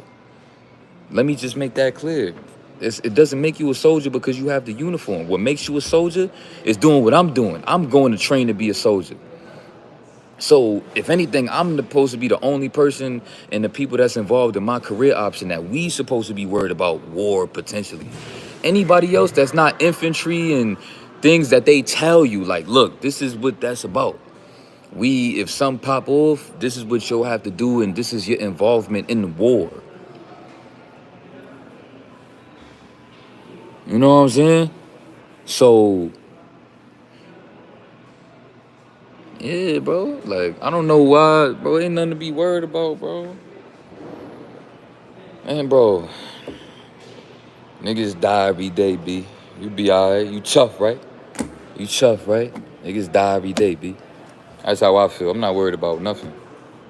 If it's my time to go, it's my time to go, bro. If it go to war and I get popped, oh well. Oh well. Hopefully, you know what I'm saying? Hopefully my family move past that and the people that love me move past that and move on with your life, bro. And don't be sitting around sad about me because my life is over now. Now you got to live yours. And the reason why I'm talking about it like that is to give you a perspective of just where I'm at psychologically with even death. I'm not worried about it. Life goes on. You know what I'm saying? So for anybody that love me, that if something was to happen to me and you watching this clip back, move on with your life. Don't worry about me. My life is over. Go live your life. Don't feel guilty about nothing. And my girlfriend, go find a new boyfriend. Go find love with somebody else. You know what I'm saying? Go live your life. Don't be sitting around like you got to be Lauren London with Nipsey Hussle. Like you can't never have a boyfriend for the rest of your life because I'm Nipsey Hussle and I died. You know what I'm saying? Like go, if you find love with somebody else, don't worry about me. You know what I'm saying? And that's that. Life goes on. But see, a lot of y'all not there psychologically, so a lot of y'all can't relate to why I move the way I move with certain things. Like, I'm not attached the way y'all are to this matrix and to this world in general. I'm not attached like that. I'm just going to live it up to the best of my ability, and when it's my time, it's my time. That's that. So do you have to cut your hair, or was that optional? Yeah, I do got to cut my hair. Yeah, I just cut it low to make it easier for them. So now when they chop me off and they give me the buzz cut, that just make it easier for them. You know what I'm saying? So yeah, y'all. You know what I'm saying? But y'all got some more questions? Cause this gonna be my last live stream for the next 7 months and all that. Like I'm not gonna be back for a while. You know what I'm saying? So if y'all got any questions just about anything, you know what I'm saying? Say, can you have a beard in the army? Yeah. Like when I get situated in infantry, they're gonna let me grow a beard out and all that. You know what I'm saying? When my beard finally grow out, then yeah, they're gonna let me have a beard and I can let my hair grow back to right here. No higher than this though, but I'll be able to have this though. You know what I'm saying?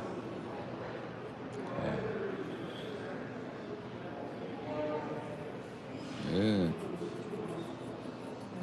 Yeah, that mentality should be everyone's mentality, bro, but it's not, sadly. A lot of people fear death every day and it holds them back from living. That's the funny stuff about that, is that every day you afraid of death, you literally holding yourself back from living.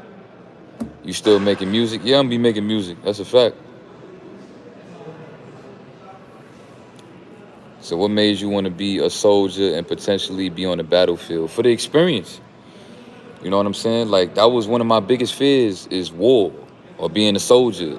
Or anytime, the army people would come to my high school, I used to be like, I'm not going to the army. But one of my greatest fears was being homeless. And I faced that twice.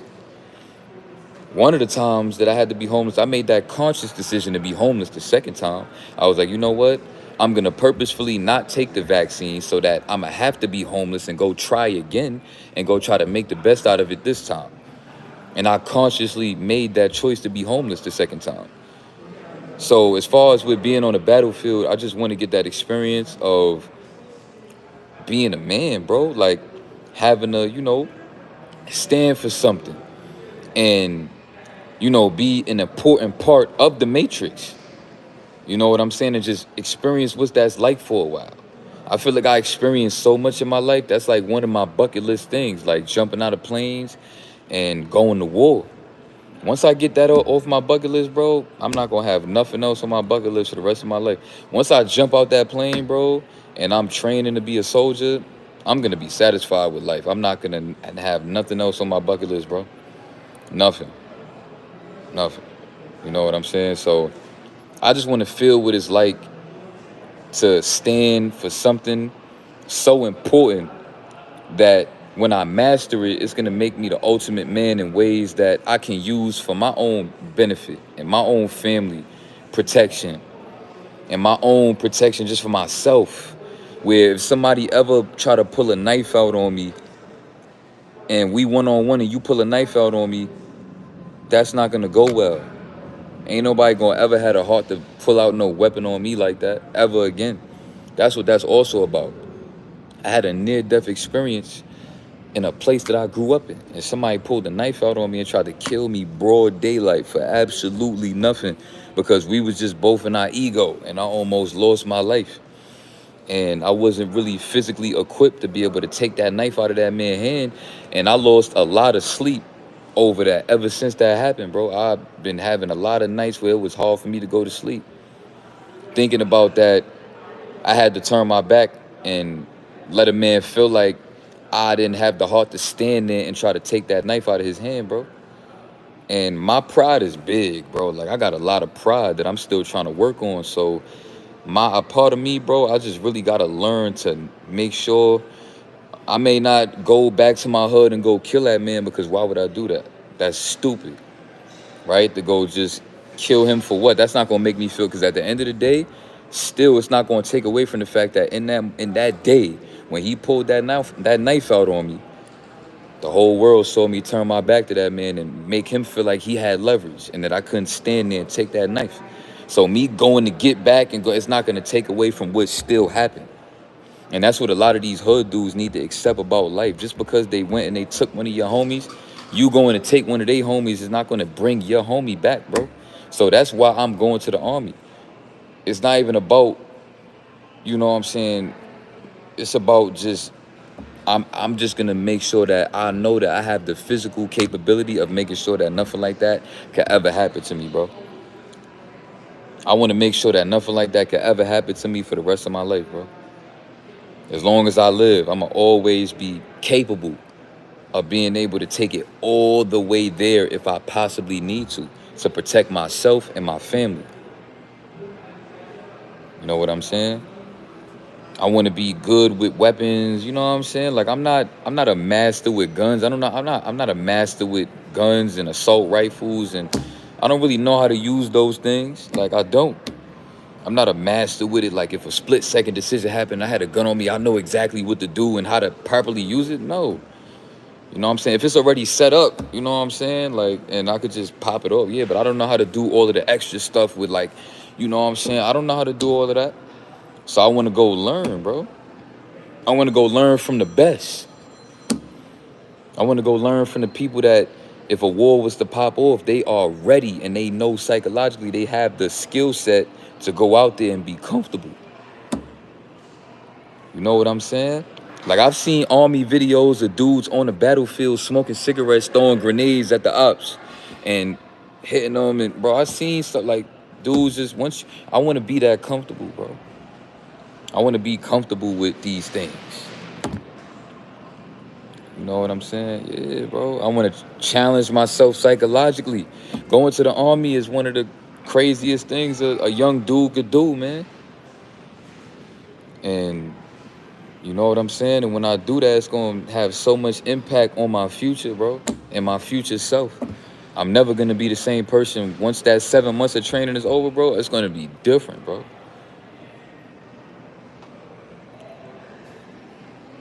You know what I'm saying? Like I just want to be a better man, bro. I struggle with mental health and obviously, bro, let's be real. You can't do everything by yourself. Let's talk about that. I was big on this, lone wolf that, and guess what? I needed to go to the army because I couldn't really figure it out on my own in the homeless shelter.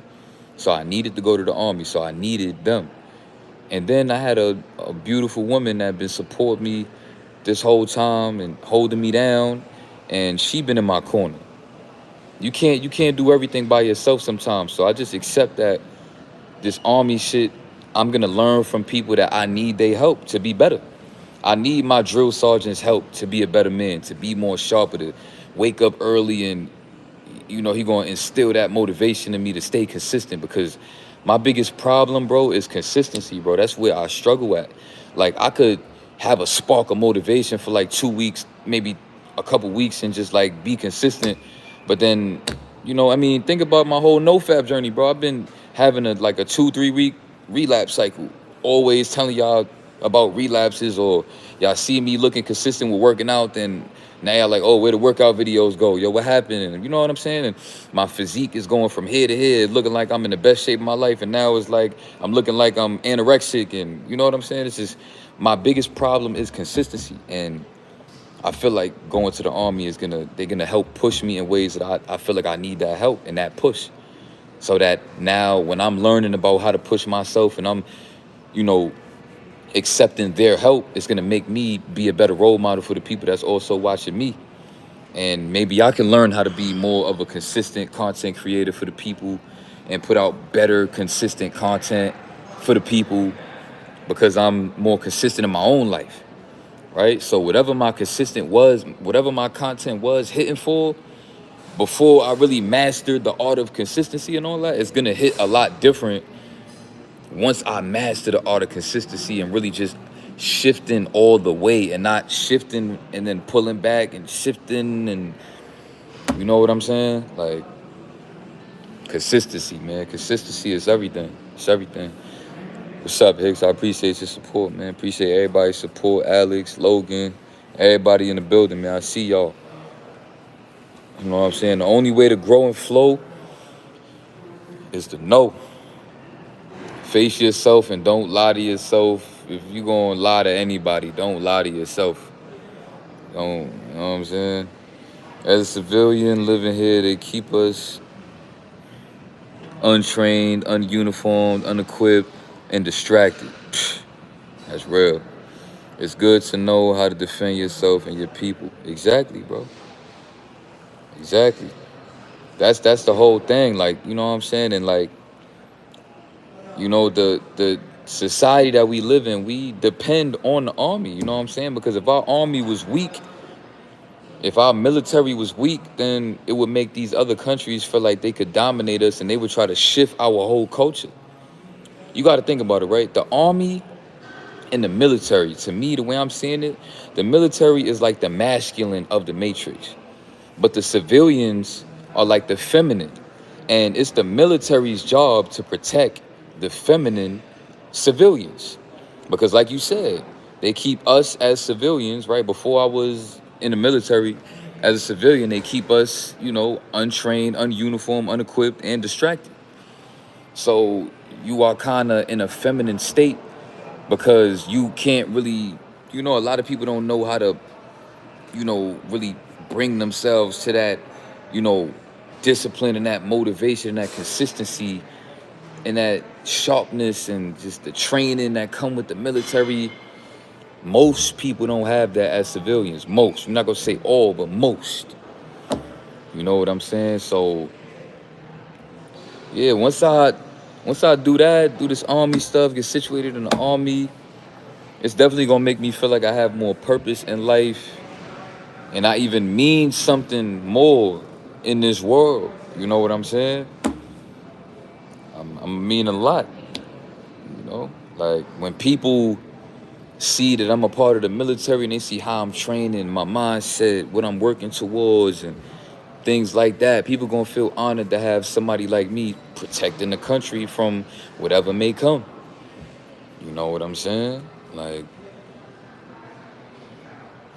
uh, I'm a go as far as I could go with this army stuff, bro. Taking my body off, bro. They give us a free gym with a sauna, with a pool.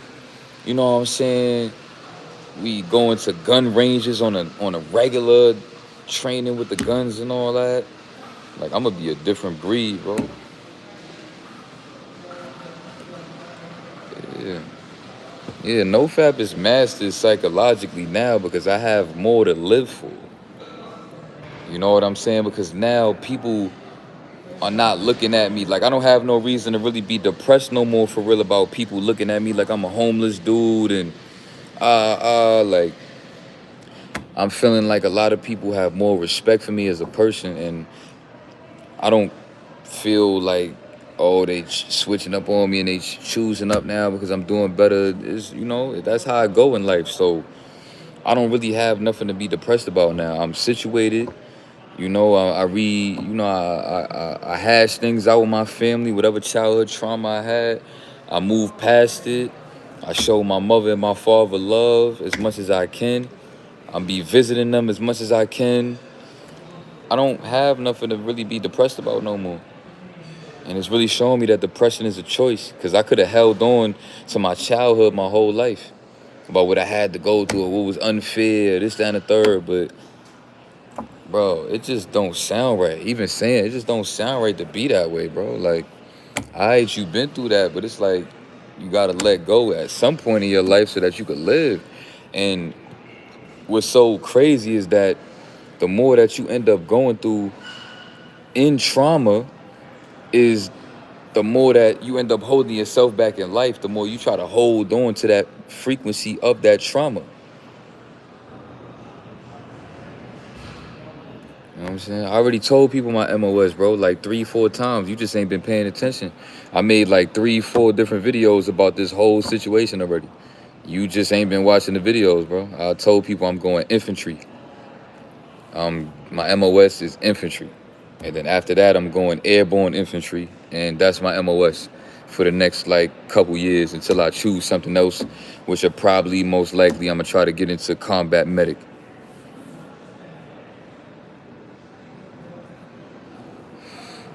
You know what I'm saying? Yo, what's up, y'all? What's up? You know what I'm saying?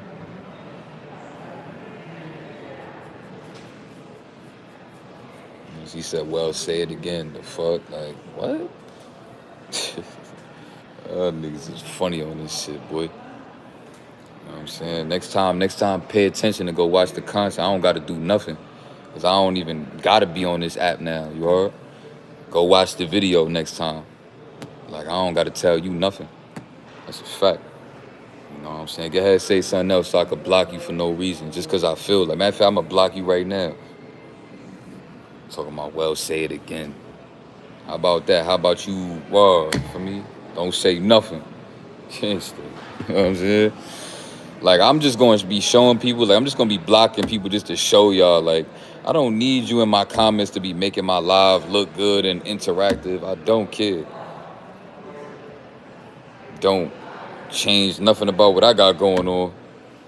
You know what I'm saying? I'm tired of dealing with some of these entitled subscribers on here. Feel like they could say what they want to say and run me around like they my handler. Like, yeah, tell me this. I don't care if you made a video about it already. Say it again. I just ain't feel like watching that video, so say it now. No. Next time, go watch the video, or you just going to be lost in the sauce until you see what's actually happening. Like, what? You know what I'm saying? Yeah, it's lit, y'all. What time is it? Yeah, bro. Yeah, Indian food is tough, y'all. Cannot go wrong with the Indian. That's a fact. You know what I'm saying? It's like, I don't really got respect for a lot of dudes on this app, because I see y'all be running from channel to channel like, oh, he blocked me here, so I'm going to go try to start some BS with somebody else and go tell him about how I used to be a subscriber, but I don't subscribe to him no more because he did this and that. Like, bro, whatever y'all need to do what y'all do. Or like, you know what I'm saying? Like, but I don't need this internet shit, bro. I really don't. I'm just on here documenting some of this journey that I'm gonna be experiencing going to the army, because I was already on here showing y'all that I was homeless. So I might as well just show y'all some of this army stuff, and or maybe I keep the channel, maybe I don't, because I really don't need it. You know what I'm saying? I don't have to be on this app at all. I don't care to blow up on the internet no more. I don't, because I'm situated now. Everything I need situated. You know what I'm saying?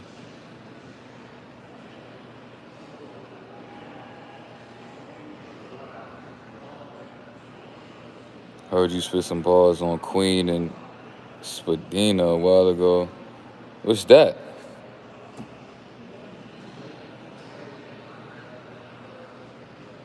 What? Where you heard me spit bars at? You said on Queen and what? What's that?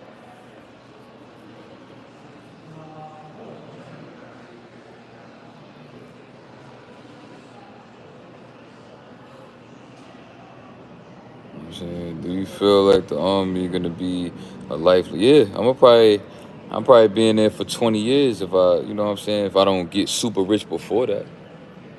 You know what I'm saying? Because when I do my 20 years, then after I retire, I'm gonna be having a pension of $10,000 a month for the rest of my life. As long as I'm alive, I'm gonna have a $10,000 pension.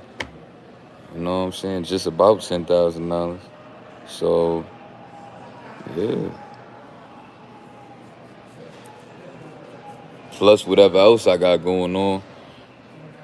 And the army is just gonna keep me sharp, you know what I'm saying? Because it's a lot of distractions out here in this, outside of the military bases and all that. So I feel like living on these military bases or just being incorporated with the military is gonna keep me sharp. You know what I'm saying? Keep me sharp for a very long time. So I don't mind. I don't mind doing 20 years. I don't mind.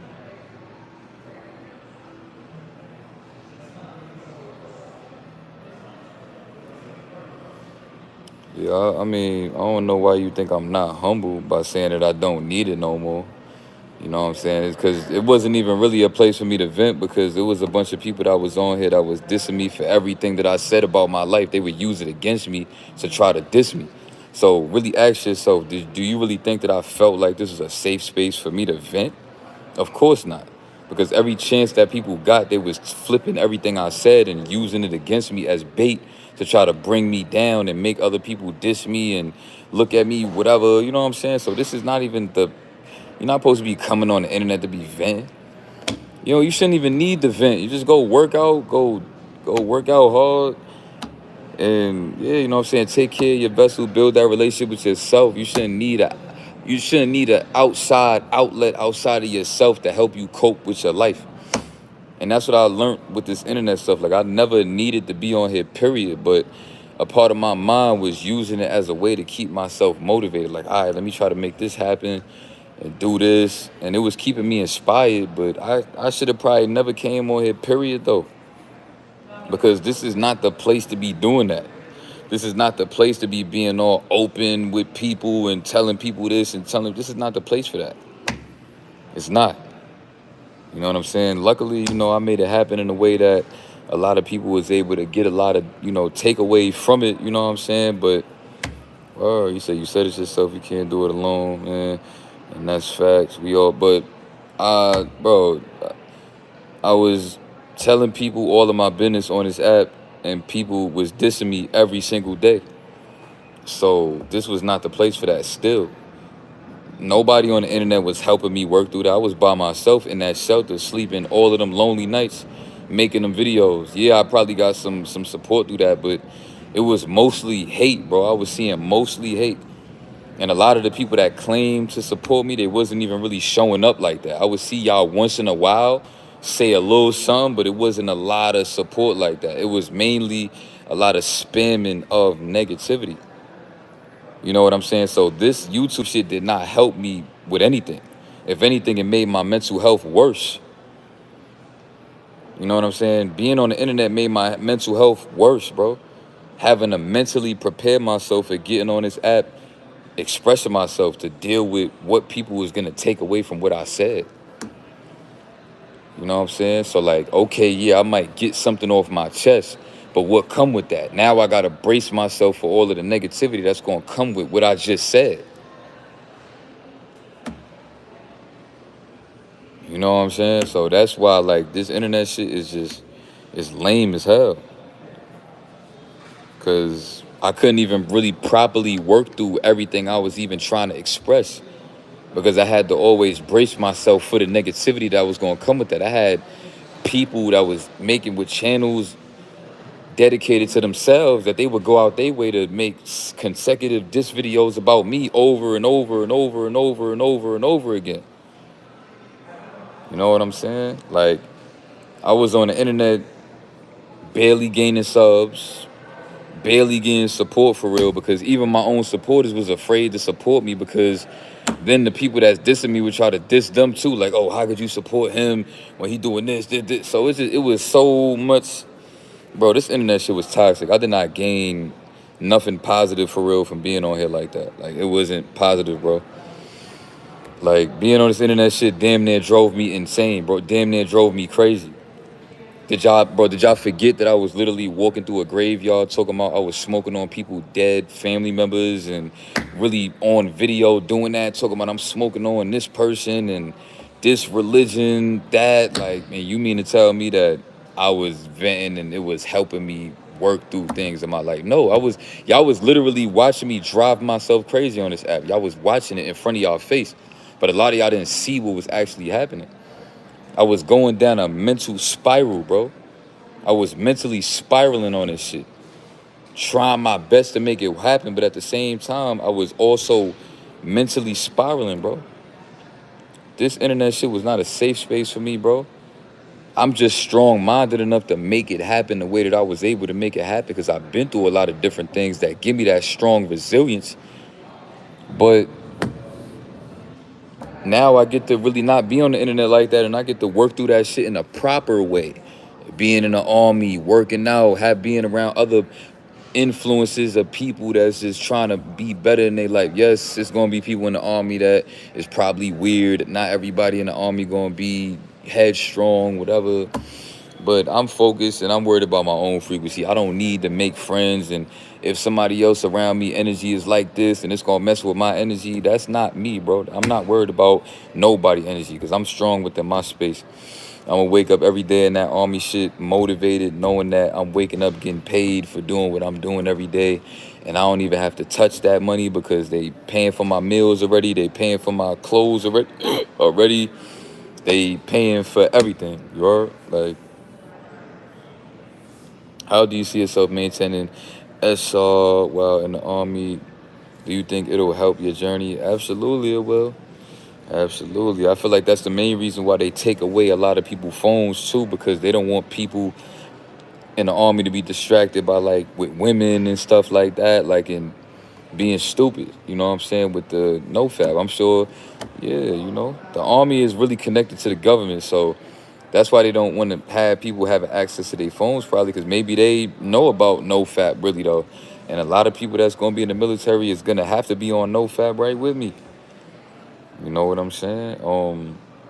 But yeah, it's definitely gonna help me be a lot more sharp because obviously, as we know, relapsing on SR, NoFap, it takes away from a lot of the mental stability and clarity that you need to be sharp out here.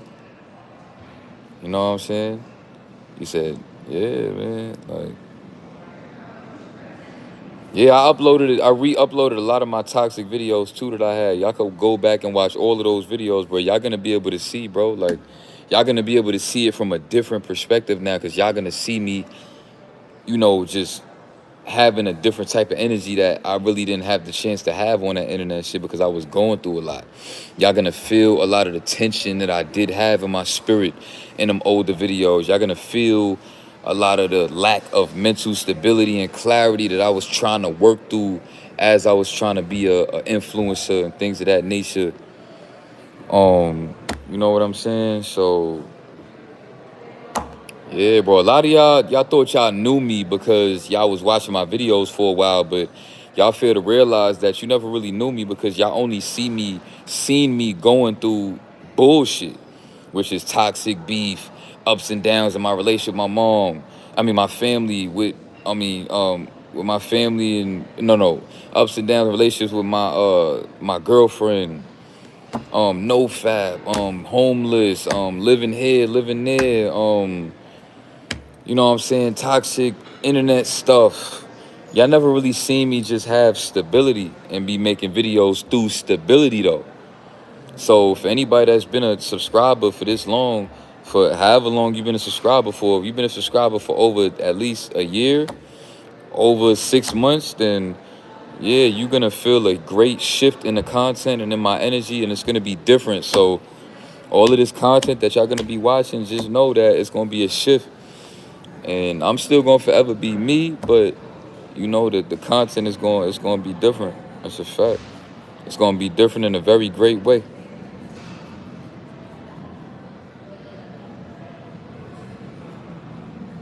Yeah, I mean, I'm not worried about none of that toxic beef no more. I seen all that people trying to, and all of that stuff is spiritual. Like, you know, Jihad, he knows what he's doing when he's doing that. When he's trying to, make people diss me for 3 hours straight, talking about me, and then I got a picture of me in the thumbnail of the live of me crying, trying to flip it and make it seem like I was only crying in that video because of him dissing me apparently. Like, whatever it is that he's trying to do, I don't care to argue that, bro. If that's what you believe or want to believe or want to make people believe, it's cool. I seen he had a picture of me crying as his screensaver. It's cool, bro. Whatever float, do boat. I don't care. You know what I'm saying? Because I got a very special relationship with myself. I got a special relationship with the people in my corner and my immediate family. I'm not worried about people on the internet that misunderstand me. That's not my responsibility to worry about that. It's my responsibility of the people that's in my immediate circle. Anybody else outside of my immediate circle, you're not even my responsibility. You're not. You know what I'm saying? That's all outside of what's important. You know, I try my best to be, responsible with my influence now. That's all I could do. But however people want to take it is on y'all. That's on y'all as far as just being subscribers. You know what I'm saying?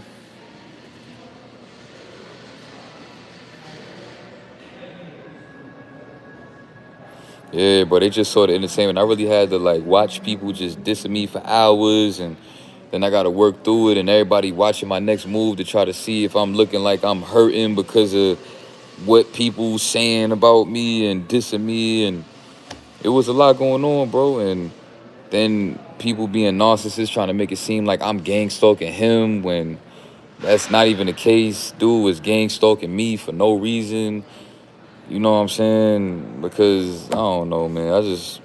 I feel like people just don't have nothing else to talk about on their videos. Their content is mid.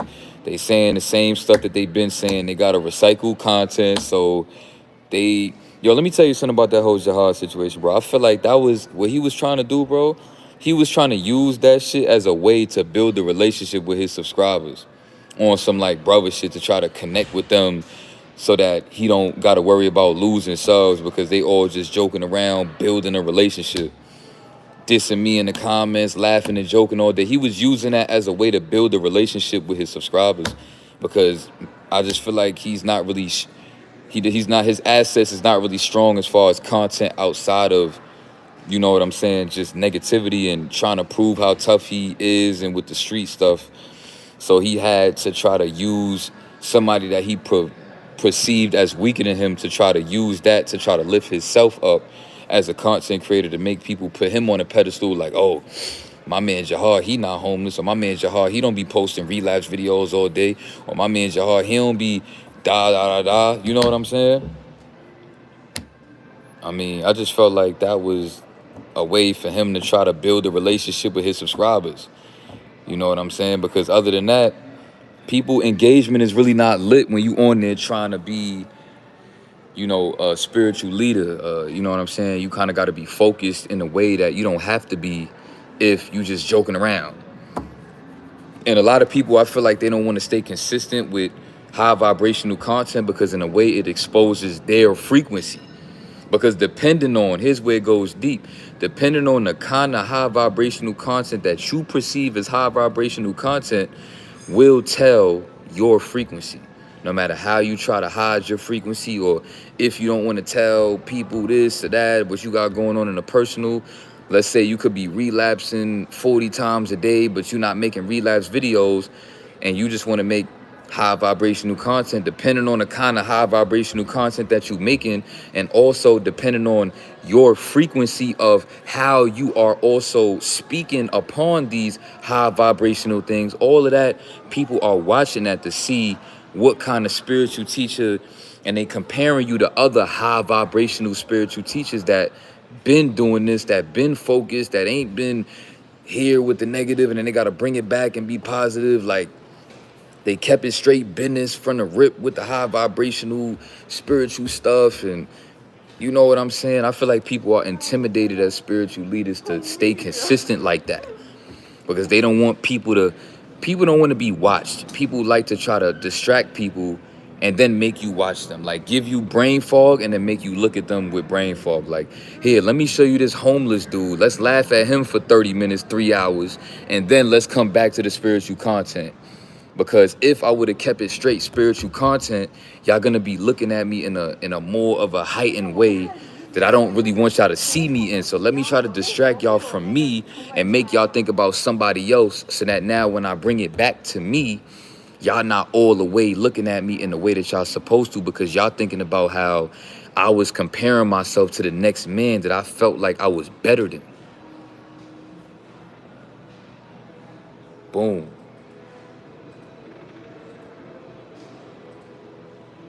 And that's why people do that.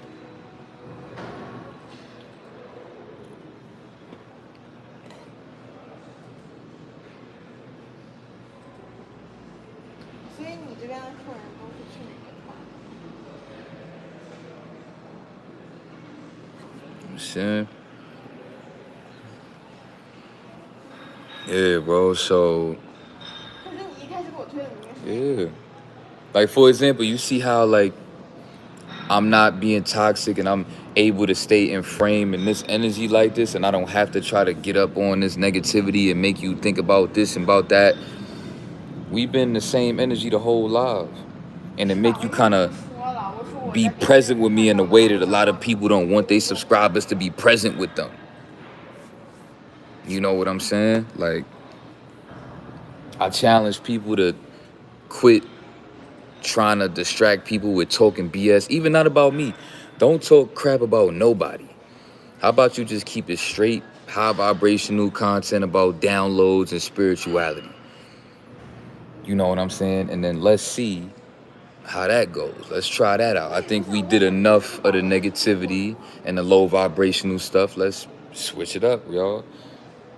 Switch it up. Like, y'all been dissing me for being homeless for 2 years now. Like, are you not tired of that? Are you not ready to talk about something else? That is showing me that y'all afraid to move forward, and you know what I'm saying? Y'all so attached to that. Y'all afraid to have to know in your mind, y'all gotta let that go, because that does not exist no more. That homeless stuff do not exist no more. You know what I'm saying? And a lot of people are embarrassed that they was talking about me a certain kind of way, and now when they see me doing better than them, when I'm taking trips to places that they can't afford to go, and I'm having cars and living in houses that they can't afford to live in, but they was on the internet over and over and over and over again mentioning my name, they don't want to have to face that. They didn't know that. I'm gonna tell you right now, if they would have known that I had a certain position coming up like this and opportunity like this, they probably would have kept their mouth a little shut, a little bit different. You know, the content would have been a little bit different. You know what I'm saying?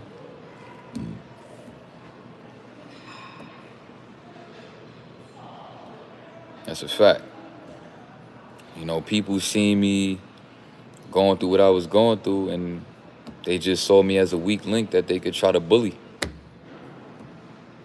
That's why I call it cyberbullying, because y'all knew, this is what they knew.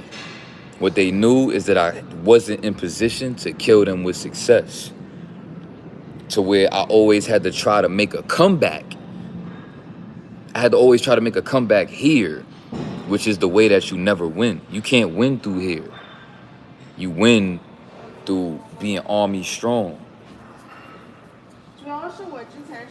That's how I'm gonna win. I never could beat them through that. It's just feeding the flame. But I'm killing them with success. I'm putting out the flame now. Now that flame, when they try to reignite the flame, it's never gonna be the same no more.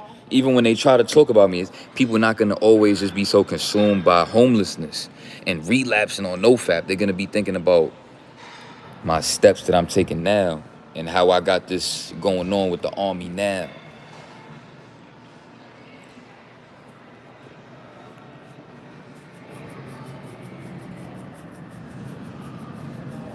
Why would you feel like me and this dude gonna still be beefing, Angelo? What would make you think that? What would make you think that I'm gonna be traveling to Korea, India, all these different places, and being in the military? You think I'm gonna be walking around my military uniform dissing people that's working at FedEx? That's living in a cheap old low apartment. You can't even afford a PlayStation 4, but you gotta play Call of Duty Mobile. You know the price dropped for P5s, right? Did you know that? I just spoke to my little brother about that. My little brother got a P5. And the price dropped for P5. Not even over $1,000 no more. The price dropped. So why, bro, I don't care, bro. Like, to be real, the only reason why I was getting caught up in that was because they was doing better than me and talking about, oh, this dude homeless making content trying to, and I'm over here doing better than him. I don't need your inspiration. I don't need you to do, Bro, these dudes ain't doing that great. They just working regular 9-to-5 jobs. You know what I'm saying? Living in little cheap old places, living check to check. Can't even go take vacations, and you know what I'm saying? Like, bro, I'm not. What you think I'm gonna be beefing with that for? Bro, you could only beef with people that you on a level with. We not on the same level no more. We used to be. Well, at least he thought I was here and he was here now. But now that I'm here and he's still gonna be stuck in Buffalo working a 9-to-5, living in a cheap old little raggedy looking apartment. Look like it smell musty as hell. You think I'm worried about him? No. Bro, I've been trying to cut it off. He ain't want to cut it off because he felt like he was doing better than me. He was having fun with people making him out to be better than me. But that's not that no more. Because even his own, bro, let me tell you something about all of that beef stuff. All he did was make all of his subscribers so obsessed with me to the point where everything that I ever post, they always gonna come check on me. So that they could come probably try to copy and paste it into the Discord with this clown and be like, oh. Because that's what they was doing. But now it's gonna be different now. He gonna have his subscribers, including him and his subscribers, will forever, for the rest of their entire life, search my name up in the search box every once in a while for the rest of their life. That is what all of this toxicity beef showed me. The fact that y'all could talk about me for as long as y'all did, for as consecutively as y'all did, I'm gonna be on y'all mind for the rest of y'all entire life on this planet. Y'all gonna always think about me and remember me in y'all mind. My favorite firearm is the M4. It's a fact.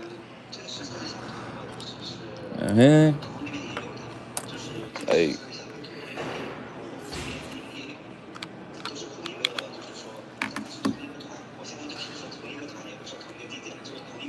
He said, but your community gonna, no, they not. No, they not.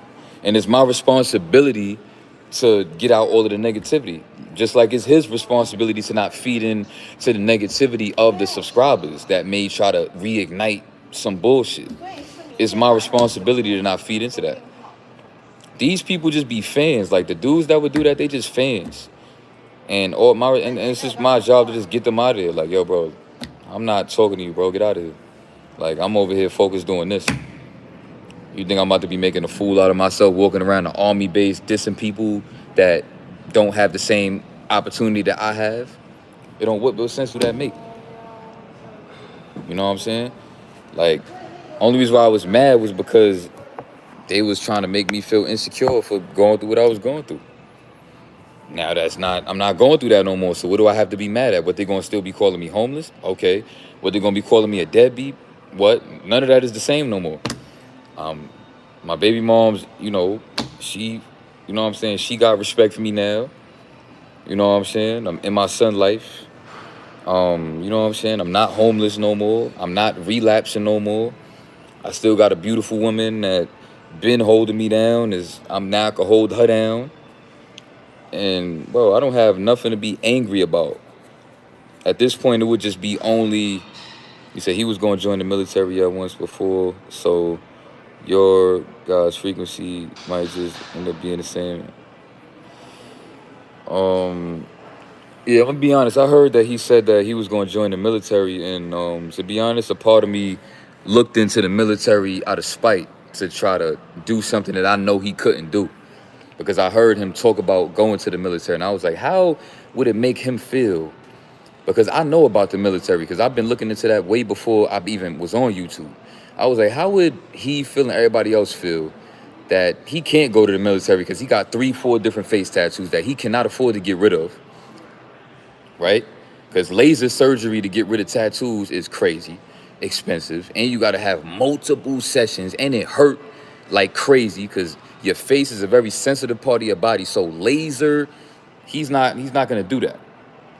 So I was like in my mind, how would people feel? How would he feel? All this dissing to me he doing, and I'm about to make a move that he can't.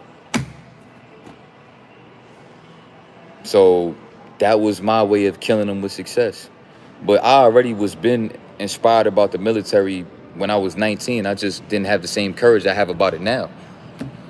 But, me and him spoke on the phone. When we was on the phone before, I told y'all we was on the phone for 2 hours. When he went on live and he chopped up the conversation. We was on the phone for 2 hours and he told me about that.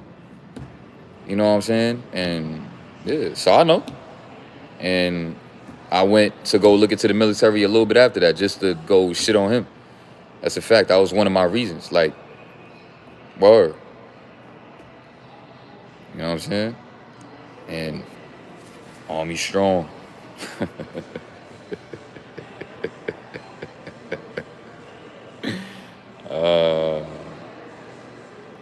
Army strong, bro.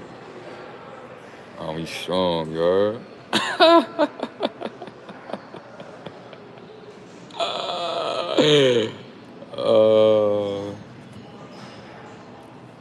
I'm gonna be real. For those that don't know, that was one of my reasons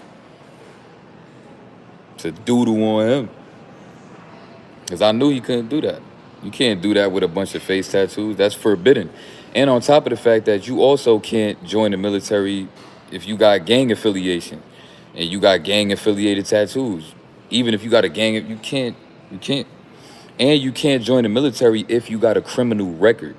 So even if he get rid of those face tattoos, all of the stuff that he was bragging about that he got a criminal record for, the military is gonna. So let's see where that tough stuff get, dude. All that bragging about all that tough stuff that he do. Where is that gonna get you? It's gonna keep you stuck in Buffalo, having no choice but to work at a box company, because your criminal record is gonna stop you from having a bunch of job opportunities that you now can't have, that you missing out on, because you thought it was cool to be all tough.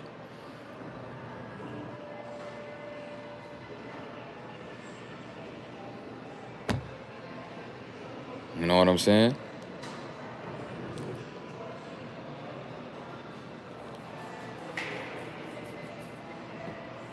You know what I'm saying?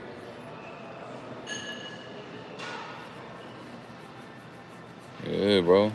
And to get waivers as for face tattoos, I have yet to see. It is no, bro. You have to get rid of face tattoos. My sergeant told me that you cannot go no army nothing with face tattoos. You know. You know what I'm saying? You can't do that. That's a dub.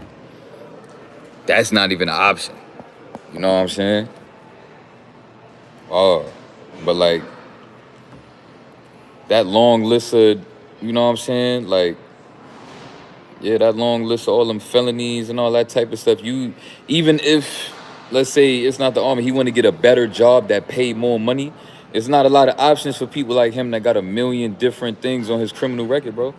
That stuff is not cool because now in the real world, they look at you as a menace to society, and they're not gonna feel safe having you work for their company, jeopardizing their company because you a menace to society and you've done very dangerous things before. Like he said, he done armed robberies and attempt murders. You think these white folks that have these companies that's paying 35, these blue collar places, you think these blue collar places gonna hire somebody like Jihad? Dude, look like you could have, for me, you could have just picked him up off the street and brought him in the office. Like he looked like he's straight off the street. He looked like he'd be outside all day. He looked like one of them. And he got the criminal record to show for it. So I mean, at the end of the day, the people that really got the money to put people like him in position to get him out of them little raggedy ass apartments in Buffalo to be doing better, you're not gonna really have a lot of options. Because you thought it was cool to be tough. So now you're gonna have a bunch of these blue collar white folks that's gonna be afraid of you. That's what you wanted, right? You wanted people to be afraid of you because you did this and you did that, right? That's why you showed me and everybody else your criminal. You wanted us to be like, oh, you robbed people's houses before? Oh, you almost killed, attempt murder?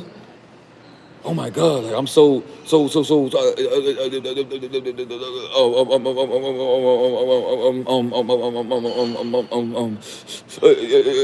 Mr. Green. I didn't know that you was. That's what you wanted, right?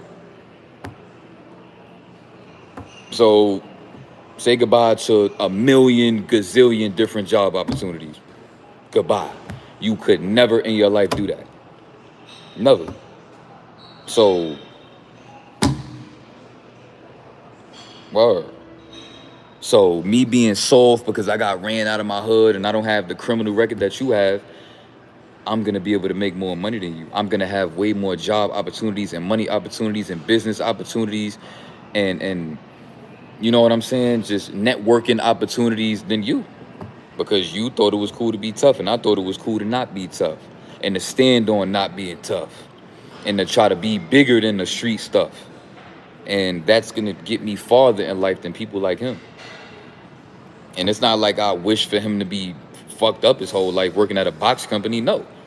I don't hate that dude. I just felt like he was mad annoying. You know what I'm saying? He used to cringe me, like he used to make my skin crawl doing the stuff he used to do. And it was just annoying, but I don't hate him. He just was mad annoying. So hopefully he get that stuff together and figure it out. But, because I don't wish, struggling to survive, living check to check on nobody. Because you working at a box company, you're clearly living check to check. So, you know what I'm saying? I don't even know why you thought it was funny to be dissing me for being homeless, because you working at a box company, living check to check. And let me tell you something about box companies. All box companies, you have to work part-time. There is no full-time at a box company. I've worked at UPS before, and you have to work your way to become a full-time worker. But everybody that first starts off working in these box companies, you have to put in a lot of time being part-time. You can't do full-time. Trust me, I know. I've done UPS, and UPS is the top one. FedEx is definitely up there, though. But UPS is the top box company, bro. And they told me straight up, I had to start off I wasn't even part-time. They made me start off being below part-time. It was some other joint where I was having even less hours than part-time. I was having even less. It was I forgot what was the section for that. But they told me straight up, you're gonna have to be here for a little while. We're gonna have to trust you as a worker for us to feel like we could bump you up to part-time and then full-time. And seasonal. You know what I'm saying? Seasonal something, though. It was something where my hours, because part-time, full-time is 40, part-time is 20, but I wasn't even getting 20 hours. I was getting something like 14, 12, bro, a week. Bro, my hours was even lower than 20 hours, because part-time is 20 hours, right? I was lower than 20 hours, bro. And that's majority of everybody that go work at box companies. Especially if you the dude that's the conveyor belt and then you got to load the trucks up. This all you doing all day. This is what I had to do when I was in the box company. It's coming up the conveyor belt, got to pick it up, got to stack it up, working together with my other homie. You got to stack it up in the big old UPS truck. all the way until we get to the back of the bus. We start off all the way in the front by the driver's seat, stacking it up, until we move all the way till the truck is filled, and then we could just pull down the joint, and then he could go off on his way. You know what I'm saying? And I'm pretty sure that's what he's doing. I'm pretty sure that's what he's doing, if I'm not mistaken. You know what I'm saying?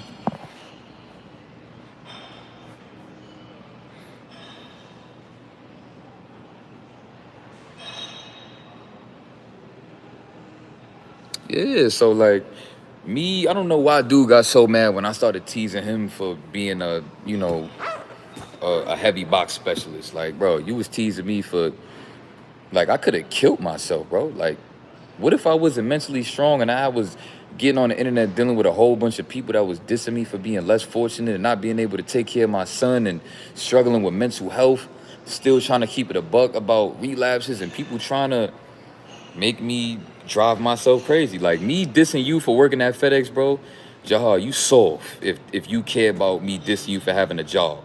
I don't know why you so mad, because you was dissing me and I was doing way worse than you, and I still took that on the chin and was talking my shit back for real and all that. But you got a job and you got an apartment, and you letting the dude that was homeless diss you, and you getting all mad, but oh, why he dissing me for having a job?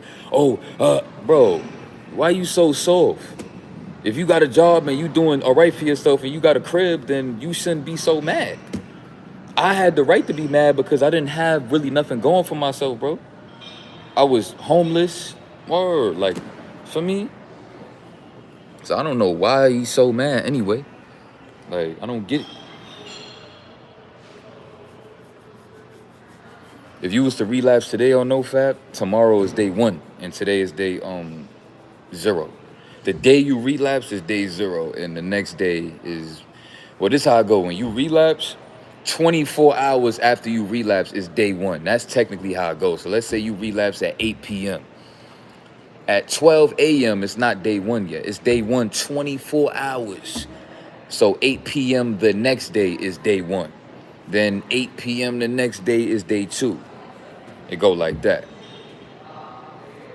Yeah, he trying to figure, he ready to spank his meat, right? That's what he asking that.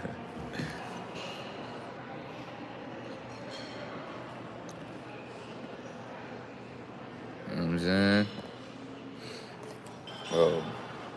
Ain't nothing wrong with having a job, man. You got to do what you got to do. But I got something against people that got a job that diss people for not having a job. That's the real issue. But people want to gang stalk me so much, they don't want to hold people accountable.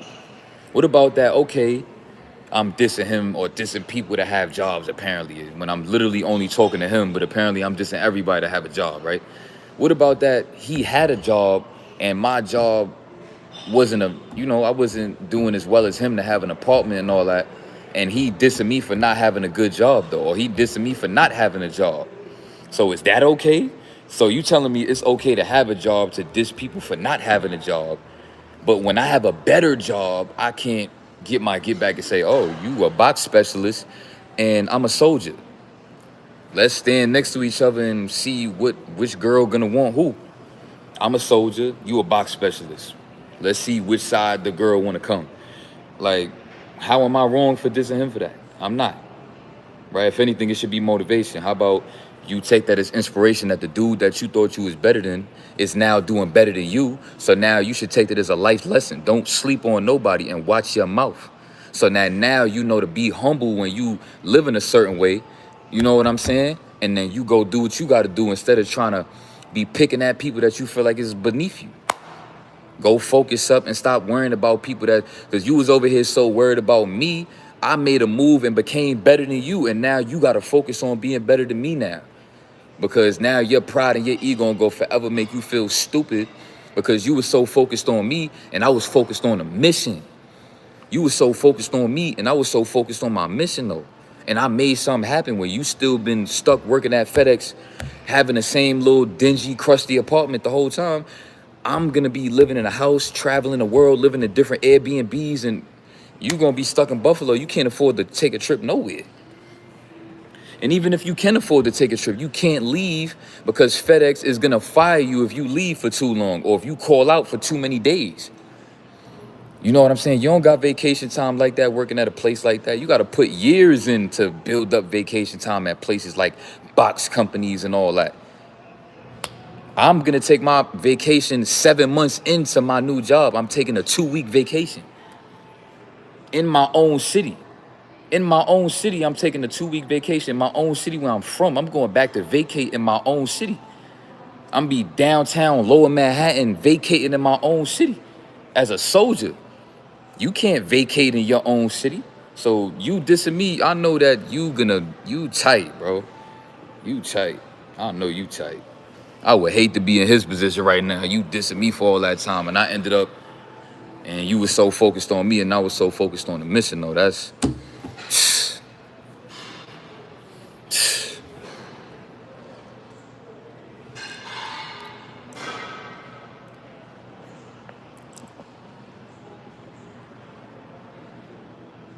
yeah, bro. Easy, bro. Like that's my thing. Like,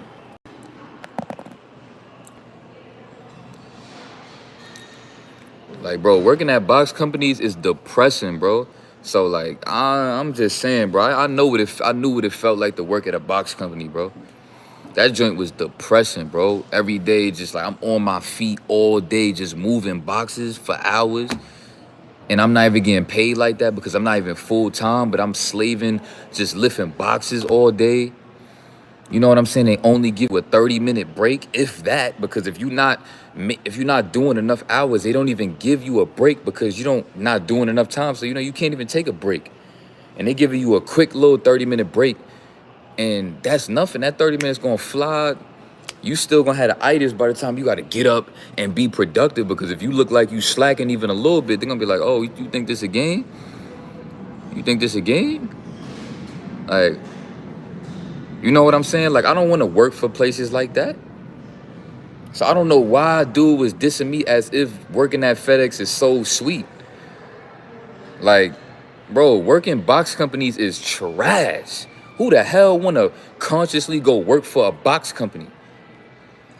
Bro, you and I both know that you working for a box company because you don't have no choice. Because you have a bunch of felonies on your shit. Whether you a convicted felon or not, you got a rap sheet, bro. You got no choice but to go do that. So I don't know why you over here trying to act like you got all of these, bro.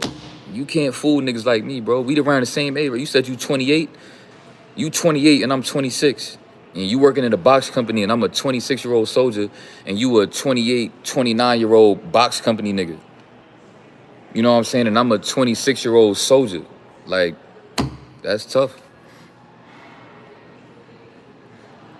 Yeah, of course you got to do what you got to do to put food on the table. My thing is, you should have never put yourself in that position to be dissing somebody that you don't even know what their future holds. Like, who the fuck you think you is to think that you know what God got planned for me? That be my problem with a lot of y'all on this app that was dissing me and all that. Like, who are you to think that you feel so comfortable to diss me like you know what my future holds? Like, you know what God got in store for me. But apparently you so spiritual, you so religious, and you know this and about word, but you more woke than me, religious wise, spiritually, but you obviously you didn't know what the future held for me, you fucking idiot. Obviously. Because now look, you thought you had me figured out and I'm in a 5-star hotel. Army strong. Look behind me. In a 5-star. Cooling, just chilling. You know what I'm saying?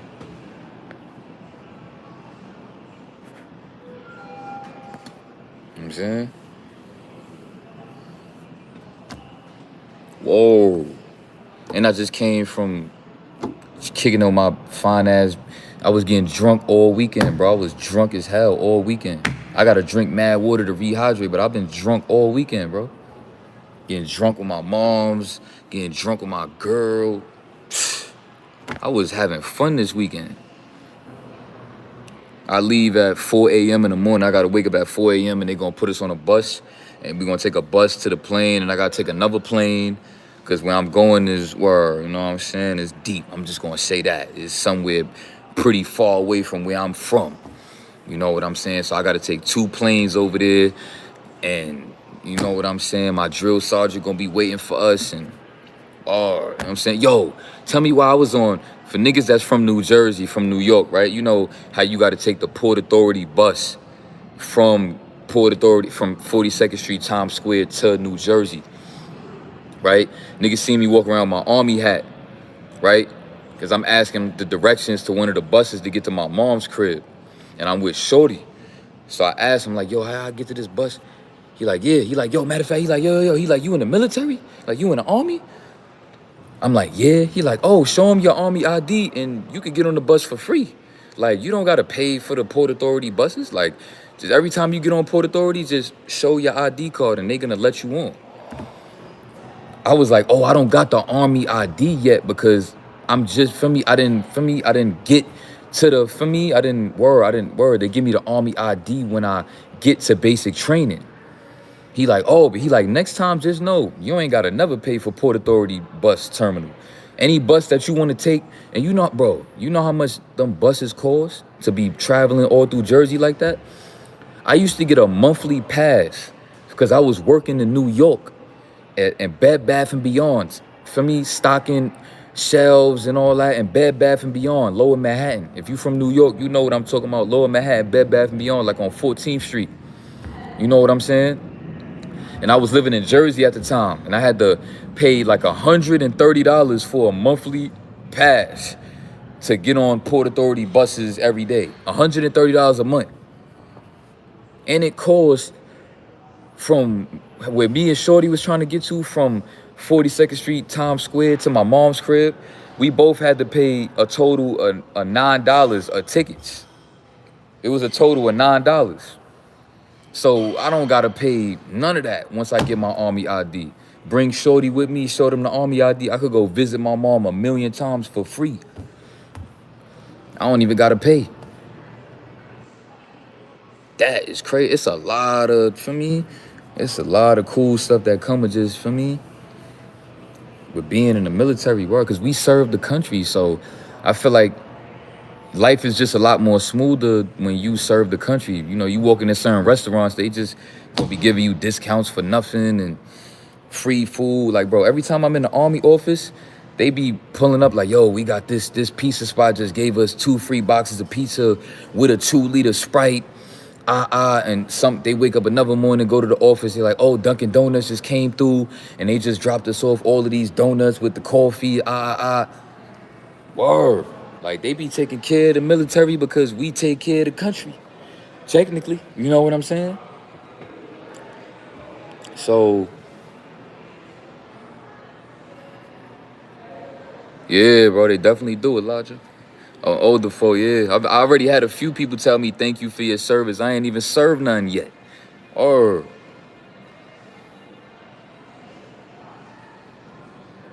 you know what I'm saying? He said, you ever been on a... Yeah, I've been on a plane like once or twice. Yeah. Military serves the industrial military complex, and it's interesting. Yeah, for me, so... like... Happy about this power move, man. That's a fact. You know what I'm saying? For everybody that believed in me this whole time, we took the W, man. Yeah, bro. Like, imagine dealing with being cyberbullied, living in a homeless shelter, bro. And I stood solid through that. You know what I'm saying? I was talking my shit and all that, though, but... You know what I'm saying? Yo, bro, let me tell you something. I saw that live where dude was talking about he was going to crash out. He made a live talking about, yo, I'm having mental health problems. I'm not okay. I'm going to kill this dude before he go to the army, this, that, and the third. I saw that live when it came up, and I was with Shaw. I'm like, yo, bro, you had all of that time to pull up and do all that tough guy stuff. Bro, now you want to talk about pulling up to my shelter when I just told you I'm leaving. Now you want to do all this acting like you ready to do something, bro. Stop it. I already was talking, bro. Go back to my other lives where I was talking about Bro, go to my live streams. You gonna see it. It's a live stream titled "Walking Through the Graveyard Smoking on His Mom." Like, where was that energy at then? Where was that I'm ready to go pull up then? You ready to go pull up when I'm leaving to the army? Shut up. Shut the fuck up. No, the fuck you not. No, you not.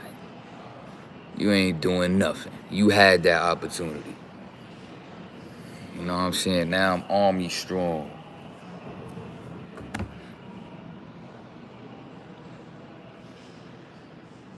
You know what I'm saying? And the only reason why he made it live on my mom's, and I seen that, but the only reason why he tried to make it seem like, oh, but he talked about mama, bro. The only reason why I spoke on your mom's was because I was trying to show you that, all right, you want to take it there, try to make me have mental health problems and diss me and have all of these subscribers turn against me like that. I'm going to take it there with you too. Now I'm going to have, bro, I was just matching his energy and taking it further. You know what I'm saying? Like, all right, now I'm going to do something that I know you don't got the courage. I'm going to walk through a graveyard and show you the most low vibrational shit you could ever see to show you that if I really wanted to, I could take it there for real, and on the internet. You know what I'm saying? And obviously there's nothing cool about that. I was wrong. I should have never did that, but I wasn't right mentally throughout that time. And I did what I did. But you know what I'm saying? Like,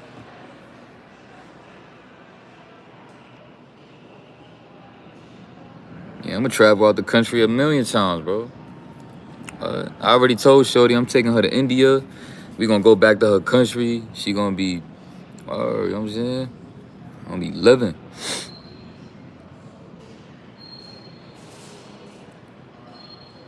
Nah, he was talking about another live he made that he also deleted where it was like 4 or 5 a.m. in the morning. Nigga had all black on, you know what I'm saying, with 2 pistols in his hand, talking about he going through mental health because of all of this stuff, bro. Whatever, you know what I'm saying? Like, that's what I saw. But I seen the one about my moms and shit, but like, you trying to act like it's fair game. It's not fair game, bro. You started with me, so you need to debt that and let that go, because I'm not even going to be on this internet to be entertaining you at all. You know what I'm saying? Like, I'm going to be locked in, living my life. I don't have no hate for none of that. It's just, you know, I feel like I had the right to talk my talk a little bit back. Like, I tried to go live with him and have a little conversation with dude about what happened, and you know what I'm saying? The dude still wanted to be tough, talking about show me your homeless shelter bathroom and this, that, and the third. Like, what? Like, what do you, bro? Like, talking about, yo, why he scared to show me his bathroom? Why he scared to show me his bathroom? Bro, why do I gotta show you my bathroom? I'm already living in a homeless shelter. So yeah, my bathroom is gonna look like a homeless shelter bathroom. Like, my homeless shelter is a hotel that used to be a shelter. So do the math. It's looked like a hotel bathroom, but it's in a shelter. You know what I'm saying? They still got housekeeping that come through, you know, from like every couple, like 2-3 days, and they clean up the room and spray the cockroaches and clean the bathroom and change the toilet papers and all that. You know what I'm saying? Like,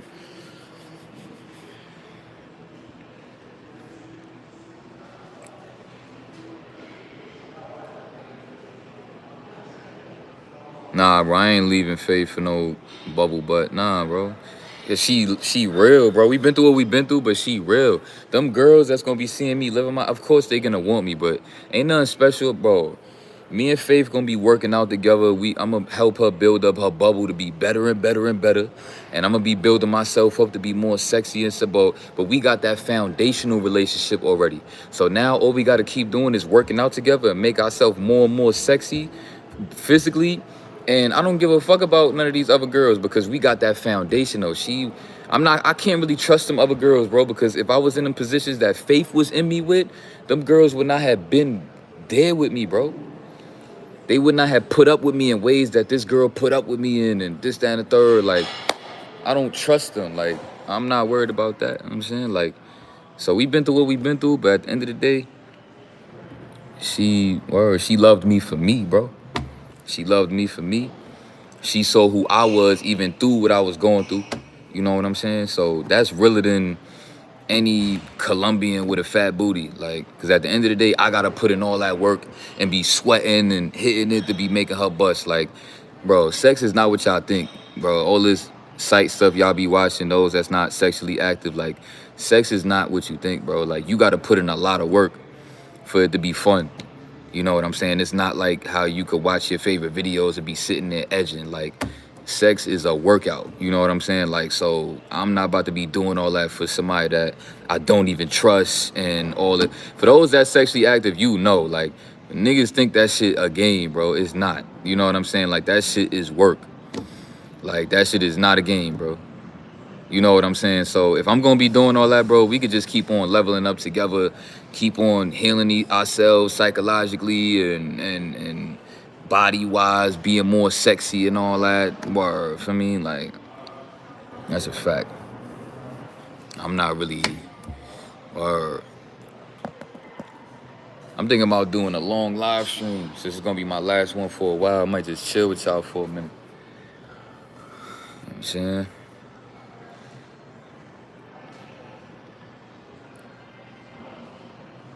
Yeah, it definitely overhypes it, bro. OD. You know what I'm saying?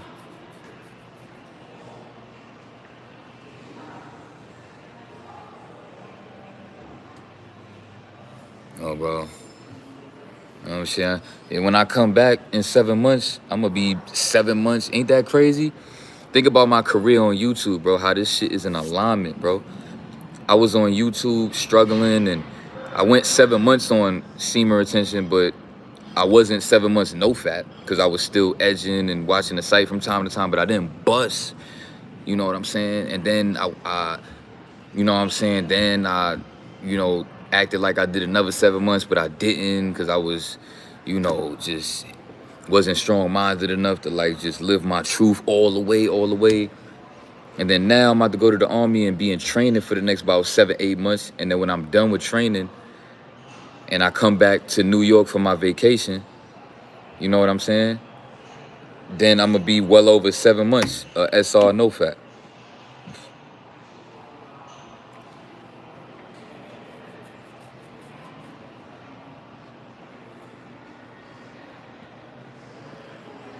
You know what I'm saying?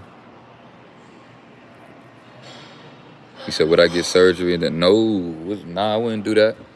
No, I don't feel like I need surgery for nothing. I love my, only thing I really want to do that I'm happy about is now I have solid, you know, I could, you know, have a dental plan and be trying to make my teeth look better and things like that because, you know, to be honest, I can't remember the last time I went to the dentist for a cleaning.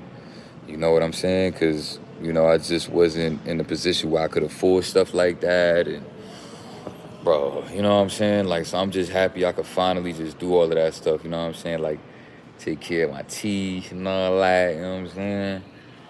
Or, and I'm thinking about, because, you know, Faith, she wear glasses. And the army, they give me a voucher to get a free laser eye thing where like they can make your eye vision better. It's like a laser eye surgery where they make your eyes really sharp and strong. I don't feel like I need that because the only thing that make my eye vision a little bit weird sometimes is when I relapse. So as long as I'm not relapsing, my eyes are sharp. But Faith, her eyes is kind of weak. You know what I'm saying? Because she got to wear glasses and her eye vision is like pretty bad. So I'm thinking about just, you know, letting Faith get surgery on her eyes, bro. She ain't gonna have to wear glasses no more. Word. You know what I'm saying? Like, I'm in position. I could do a lot of different cool things. You know what I'm saying?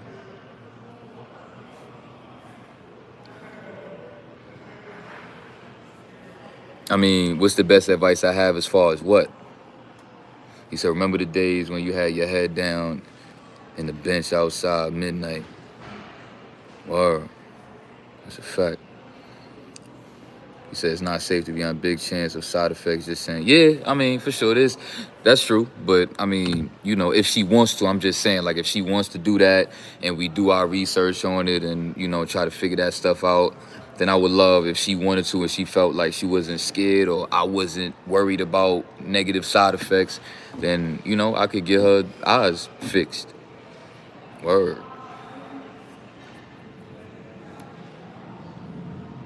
You know what I'm saying? Because I feel like having weak eyes could be very irritating, you know what I'm saying, to have to try to, like, you know, you struggle with seeing things and stuff like that. Yeah, I can only imagine how irritating that probably is psychologically and all that. You know what I'm saying? Your best advice for someone who is still relapsing because of trauma. You got to go face your trauma. You know what I'm saying? Wherever the trauma is, you got to face that. You got family trauma, and some trauma can never be really healed in certain ways. You know what I'm saying? Like you can't always just have that conversation with them. You know what I'm saying? So I would say the best way to heal it is to let it go first. You know what I'm saying? Don't let it consume you. Don't wake up every day thinking about it and just think about, instead of letting your trauma consume you, think about your future and think about where you want to be, how much better you would feel. You know what I'm saying? Because sometimes we sit around in trauma. Like think about it like this, right? If you was financially stable and you could take trips and you had just stability, you wouldn't be wasting time with childhood traumas because you would be trying to live your life. So maybe one of the outlets of healing trauma is to position yourself better so that now you feel like you don't want to really give that trauma the same energy. Now you're looking to give it more of an energy that is not stopping you from living your life. It's not crippling you, because a lot of times trauma ends up crippling us because of the way we allow ourselves to get consumed in it. So, but that be because of also the position that we be in life. We work in really jobs that we don't want to have. We in positions in life that we don't really like. It was uncomfortable. So I would say try to focus on fixing your position in life so that now you can fix your perspective of your trauma and be able to live your life in ways, you know what I'm saying, that you can now because you positioned yourself different. You know what I'm saying? Go get physically healthy. You know what I'm saying? Go take care of your lungs. You know what I'm saying? Take care of your diet.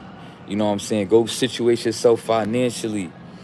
You know what I'm saying? Meditate. Do the Wim Hof. Focus on your mental clarity and all that. And you know what I'm saying? You'll start to realize that even though it wasn't a choice for you to be traumatized, it's a choice for you to stay traumatized. Or it's a choice for you to work through it in certain ways. You know what I'm saying? Like, and you have to take responsibility for your own trauma, which can be tough, but you have to take responsibility for that because it's yours. You could become a person that could end up being one of those drunk people that got to get drunk every day and do this and you know and that could just make you a type of person that just is just a bad person because now you were drunk and you projecting even worse because you're not working through it properly. So once you get to a certain age, bro, you're gonna just start realizing that your life is your responsibility, bro. You have to choose, you have to be careful about how you work through certain things.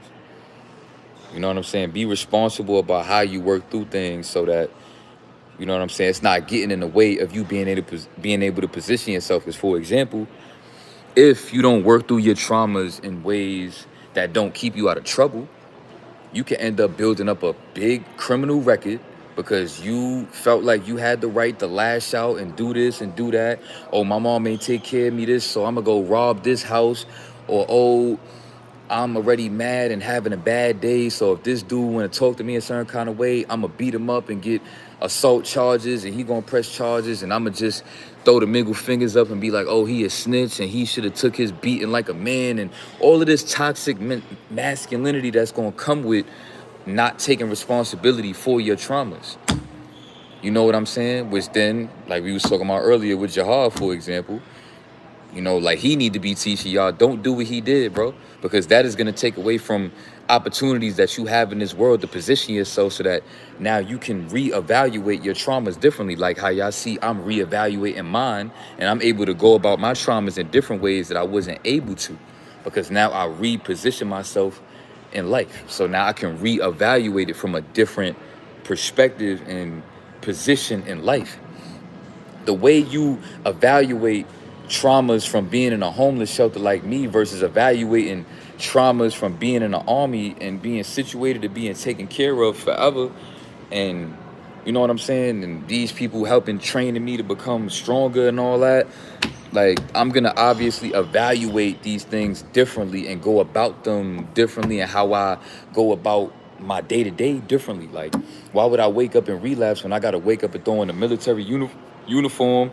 I got access to a free gym, and I don't got to worry about being backed up on bills and being in debt because I worked for a garbage security company that steal my taxes, and you know what I'm saying, and distractions of the world and all that, because you know what I'm saying. It's just I lacked purpose because I was bored working Uber Eats. Honestly, I got bored after a while, just walking around all day delivering food. Like, I just wanted to do something more purposeful. You know what I'm saying?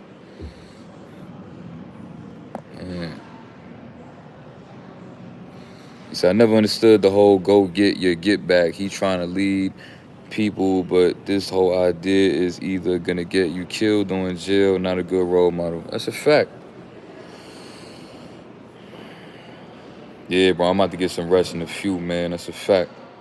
Yeah, me versus me, that's a fact. But yeah, man, like, and that's the mentality a lot of brothers have growing up out here, man. It's just like pride is a dangerous thing, bro. Pride is a dangerous thing. It really is. But you know what I'm saying? Like, yeah, bro. Like, I don't even have to go get sleep. 'Cause I'm gonna be sleeping on a plane. We gonna be on a plane for a minute. I got two different planes I gotta take. Or so I'm gonna be knocked out on the plane. Or you know what I'm saying?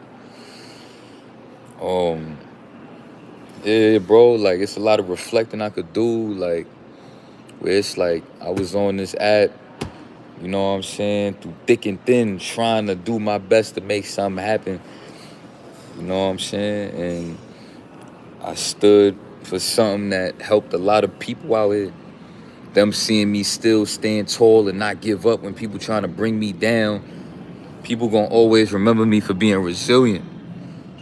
You know what I'm saying? That's a beautiful thing. And hopefully I inspire you to be as resilient as you can be in life, no matter what you're going through. Because now, just feel the energy of how the people dissing me about the shift and how my content is about the shift and the old videos versus the ones I'm about to make, how the difference is going to be because I reposition myself in life. So my approach to everything is just going to be different. Yeah, I was always saying salute from the very beginning. And yeah, now y'all about to be really saluting me as a soldier. That is lit. You know what I'm saying? Salute, G's. It's your boy, Coach Davis, live from Brooklyn. You know what I'm saying? Your videos helped me through my lowest times on SI. You know how many people told me that too, man? That's what I'm glad that I was able to do on here. You know what I'm saying? Like, or like, you know what I'm saying? And to anybody that we had a falling out on this app because you was a subscriber and you got on my nerves a little bit, you know what I'm saying? That's really just because like this app, I'm still trying to, you know what I'm saying? I'm still processing that. I don't have to really get on here with a certain type of energy no more. You know what I'm saying? Bracing myself for some bullshit. You know what I'm saying? So, yeah, like my energy about to be different. Hopefully, y'all let the past go because that's over with. You know what I'm saying? But even if it's not over with, I guess it's my turn to do what he did, but in a different way. You know what I'm saying? He felt like he had the leverage to do what he did to be dissing me.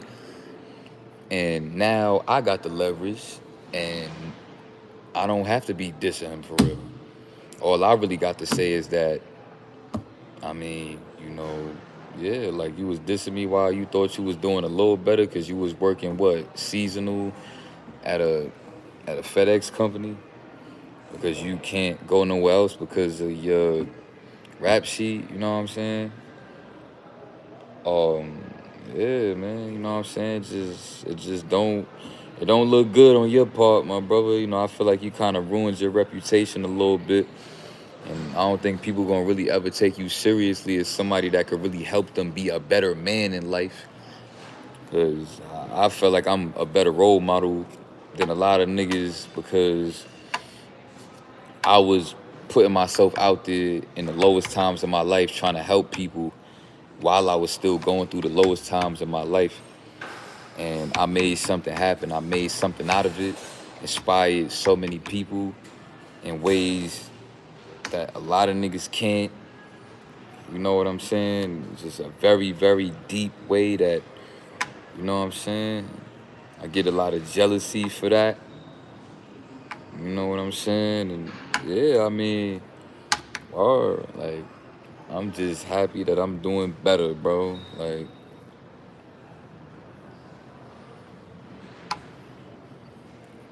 you know what I'm saying? Yeah, like, that's just, yeah, bro. Like, I'm not even worried about that. For me, that's how I feel. Like, I don't already, it's always gonna be the same talk. Anybody ever try to ask me something about dude or this and that about, say something about what he probably said about me, it's just like, bro, I'm doing good in life. I don't have the hate in my heart to be going out my way to be dissing and all that. Like, for me, it's about time. Like, I'm about to be jumping out of planes. I'm gonna be in training for the next 7+ months. I gotta go to basic training, ASVAB school for like 9 weeks, then infantry training for 2018 through 22 weeks, and then airborne school for like 3-4 weeks. So I'm gonna be real occupied, you know what I'm saying? Then by the time I get out of all of that, I'm gonna have well over 10, 20 bands stacked up. You know what I'm saying? You know what I'm saying? Yeah, because I'm like an E4 right now. And, word, I'm right there from a staff sergeant. I'm right there from a sergeant, matter of fact. Next level is I think, yeah, sergeant is E5, and then the E6 is staff sergeant. Word, you know what I'm saying? Like, I'm doing good, bro. You know what I'm saying?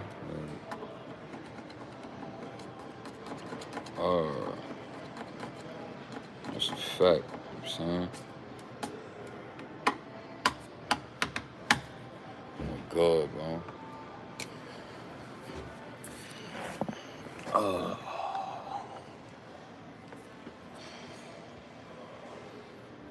5-star vibes. Hey, what's up, bro? What's up, y'all? Just focus on. Yeah, I'm focused on the bread, bro. It's a fact. A 5-star cool, nigga.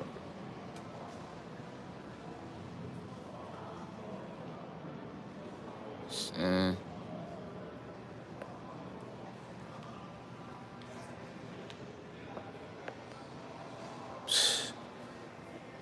Cool, bro. What's gonna keep you motivated through the tough times you had? The fact that I'm not homeless no more, and I get to, you know, be a father to my son and all that. You know what I'm saying? And now she not gonna be having other men having my son call other men daddy. And now she feel like, I guess she feel more prouder to have me as somebody as a baby father, and that's just what it is, and that's what it is. So I'm just happy that I could be in my son's life. Like, I'm happy that, I got a lot of experience to look forward to, traveling the world, mastering combat, coming from where I come from in the trenches, and being a positive role model for even people that come from the trenches, including my brother and my little cousins and my family. You know what I'm saying? And my YouTube channel. Like,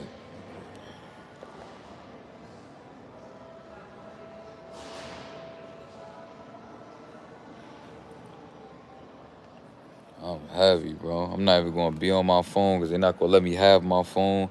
I might be able to have access to my phone maybe once every 2 weeks while I'm in training, where they let you just like have it real quick to like call your family or something like that, to say what's up. I don't know, maybe I might here and there post like a surprise little short or a surprise little video, just give y'all a little update of what's going on with me and all that. You know what I'm saying? He said, would I become a drill sergeant? Maybe. Yeah, maybe.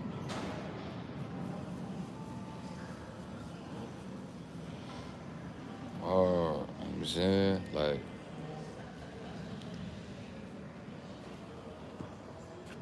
Like, this trip that I had, this weekend in Jersey with my shorty was a very, very important trip. I got to bring her to my crib where I grew up at. She got more of an insight of me and what I had to grow up in. You know what I'm saying? And yeah, she said she was happy to see that. She feel like she know me a lot better, understand my pain a lot more. You know what I'm saying? Or, you know, yeah, like, she got to meet my family and all that. Yeah, like, she was a little disappointed about how distant, my family could be. But I had to tell her, I was like, that's just how they are. You know what I'm saying? It's not like they don't like you or nothing. It's just like my family's just distant and they still trying to process me and my change in life. And I'm not even with Shorty no more. And I'm about to start a whole new life with you, have new kids, and you know what I'm saying? And word, like, you know what I'm saying? She was able to pick up on their energy and get an idea what it was like for me being around them my whole life. And you know what I'm saying? Like, yeah, and I was like, it's the first time they meet you. It's going to get better. We're going to have, you know. But at the end of the day, it's not even really about they acceptance, you know what I'm saying? Because I'm not a kid no more. Like, I'm an adult. It don't even really matter if, like, my family super duper embrace you like how like, my family not like that. We grew up in the hood. It was toxic, a lot of trauma. My family don't really know how to, like, love like that, you know what I'm saying? Because everybody in my family so wounded, you know what I'm saying? Everybody traumatized and wounded. Yeah, like, you know what I'm saying? I was really the one in that house really just facilitating the vibe in there. And I used to be the opposite of that. I used to be the one that was trapped in the basement for 24 hours.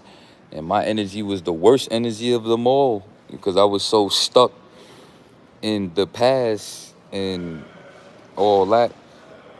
And I was like, you can't really go places and be expecting people to make you feel welcomed or whatever. You got to know how to have your own energy and bring your own energy to the table. And yeah, sometimes people just don't know how to, like, facilitate vibes and put out vibes that a flow type of vibe. Like, it don't even be personal. You know what I'm saying? Like, you know what I'm saying? But yeah. Yeah, she got to meet the family. She got to feel the energy in there. She got to even, she met my son and all that, Like, my son thought she was pretty, and he gave her a flower. He was like, oh, look, close your eyes. And then he was looking at me. He was like, shh. And then he went and picked up, like, a random flower and just gave it to Faza. You know what I'm saying? It was fun, man. It was fun. But yeah, anywhere you go in life, don't expect people to make you feel welcomed. And, like, sometimes, a lot of people, when they don't understand certain things, they looking for you to do the same thing that you looking for them to do for you. They looking for you to do it. They looking for you to have a certain type of energy that make them feel like they want to give you a certain type of energy back. Yeah, you know what I'm saying?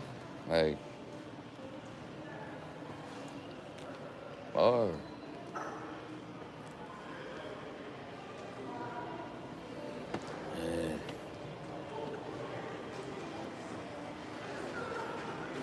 it's supposed to be 1,000 people in this live right now seeing me walk through a 5-star hotel and I'm leaving to the army, but a lot of people don't want to see this. A lot of people don't want to see you in your glow. They don't want to see this. You know what I'm saying?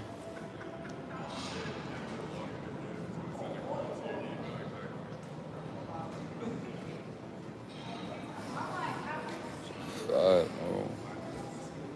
Feeling good, man. Like, soon being up in 4, 5-star hotels gonna be regular. I'm gonna be taking trips with my shorty, and we gonna be up in all of the different Airbnbs and 5-star hotels all over the world. And I'm gonna have it on me. And I'm gonna know how to use it in a way that word, like you're not gonna, for me, I'm gonna tell you something. If life feel lonely, that's because your own energy, you lonely in your own energy. So the people that feel lonely be the people that don't have no peace of mind and your spirit is weak. All you gotta do is just keep on focusing on no fat, SR, and just building, just focus on your building spiritually, bro. And then you never gonna need nobody to make you feel welcome. You never gonna need nobody to make you, congratulate you. You never gonna need nothing. You're gonna realize life is way more simpler than you think. The only reason why you looking for people to fill your cup up and make you feel loved and make you feel appreciated because you don't have that within yourself. Because once you have that within yourself, you're not even gonna care who don't give it to you, who don't make you. You're not gonna care. You're gonna be like, okay, the reason why they not, you're gonna really know. You're just gonna get to a point where you're gonna know, like, oh, the reason why they not trying to give me that energy is because I already have that energy already. I don't even care. You're not even gonna care. It's not gonna phase you. But a lot of people be so caught up in how people perceive them because they don't even really know how to perceive themselves. So they get caught up in everybody else's ideologies of them, trying to put themselves out there a certain way to make people perceive them in the way that they want to be perceived so that, you know what I'm saying, they could live their life in the way that they want to live because people is looking at them a certain type of way. And a lot of people gonna hate you for the fact that you could be strong-minded enough to not care for the people that want to perceive you however they want to perceive you. Like, you see me, like, even when I was home, I didn't really care, though. I was still trying to find my way, grinding. Yeah, and I thought about the military. The idea came up, how it came up. I was randomly walking past an army spot, and I'm like, yo, let me just walk in there and see if I can make this happen. And it was history from there. I just made it happen. See what I'm saying? Life is just flow, bro. It just happened, bro. I just walking past it one day and just walked in, bro, and just see if I can make it happen. And I was like, all right, I'm about to just go, bro. And I just went. Like, it was mad spontaneous, bro. You know what I'm saying? Like, even when me and Jahar spoke about him going to the military, I wasn't even thinking about going for real, but I don't know. One day I was just walking past it. I'm like, yo, let me see if I could just go do that, though. Like, because I feel like I need that right now. Like, you know what I'm saying? And, oh, you know what I'm saying? He was talking to me on the phone about that. He was trying to make a play for himself because he sounded like he was stressed out about bills and about his situation. So all that, he trying to act like he doing all good and all that. When I spoke to dude, he not doing all that good, bro. He going through it. That's a fact. And that's why he was trying to make a play, how he was trying to make a play. And yeah, that's a fact. A lot of people, including myself, that gotta go to the army is because you right. I couldn't really do it on my own. So what you got to say now?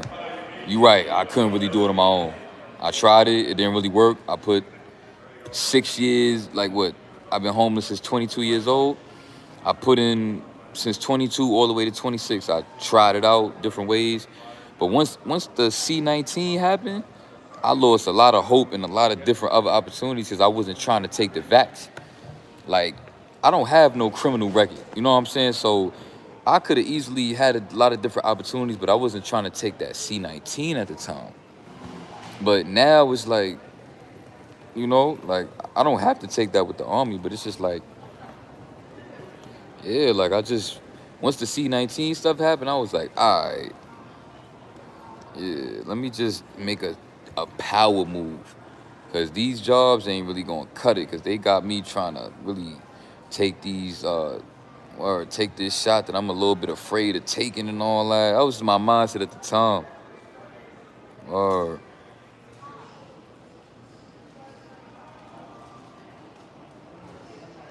yeah, bro, so that's a fact. So I just was like,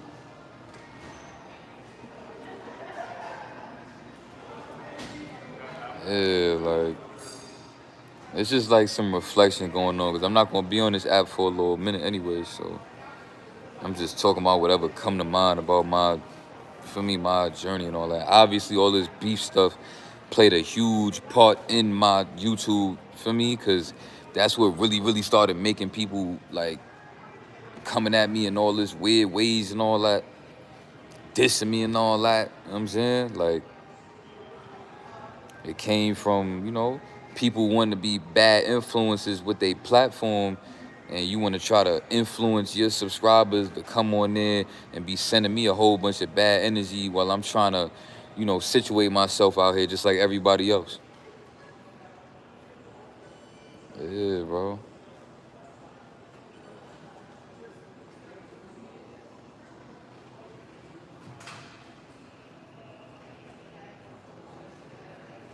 Yeah, bro. That's what I did, Elijah. Word.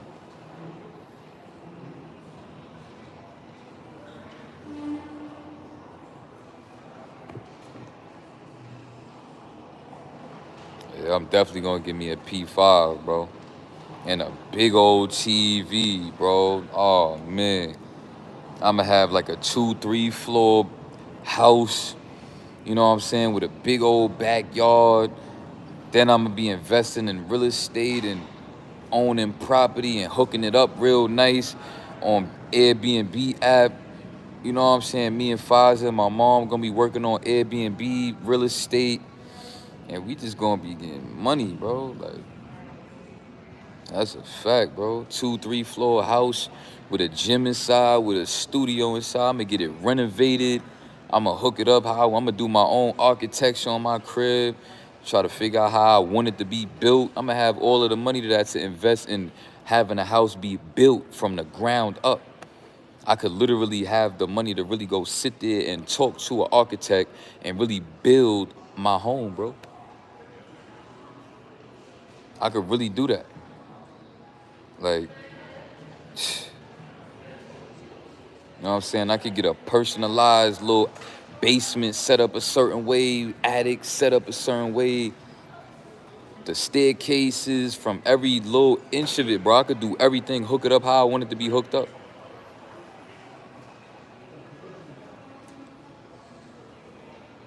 You know what I'm saying? I was just playing 2K with my brother. Yeah, I'm about to land first, facts. I was just playing 2K with my brother, and I cooked him with Kobe. Or Kobe was my guy. And he had like the old school Nuggets, and I had like the Kobe. I think like the Kobe with like Shaq and Gary Payton. And he had the Nuggets with Allen Iverson and Melo. He was almost dropped me off with J.R. Smith. Because J.R. Smith around that time, J.R. Smith was lit at that time with the Nuggets with AI and Melo. For me, but it felt good to play Warzone too. For me, I was in his crib playing Warzone. And I was just like, yo, I can't wait till I don't got to play Call of Duty Mobile no more. I got my P5 and I'm be playing Warzone on the P5. Bro, it's lit. I was getting dropped off on Warzone though. They was cooking me on that. I'm like, yo, this feel way different. Like, I haven't played this in years, bro. These games on for me. Yo, Malik, you got a P5? You got a system, a P4, P5? Yeah, I gotta get one, bro.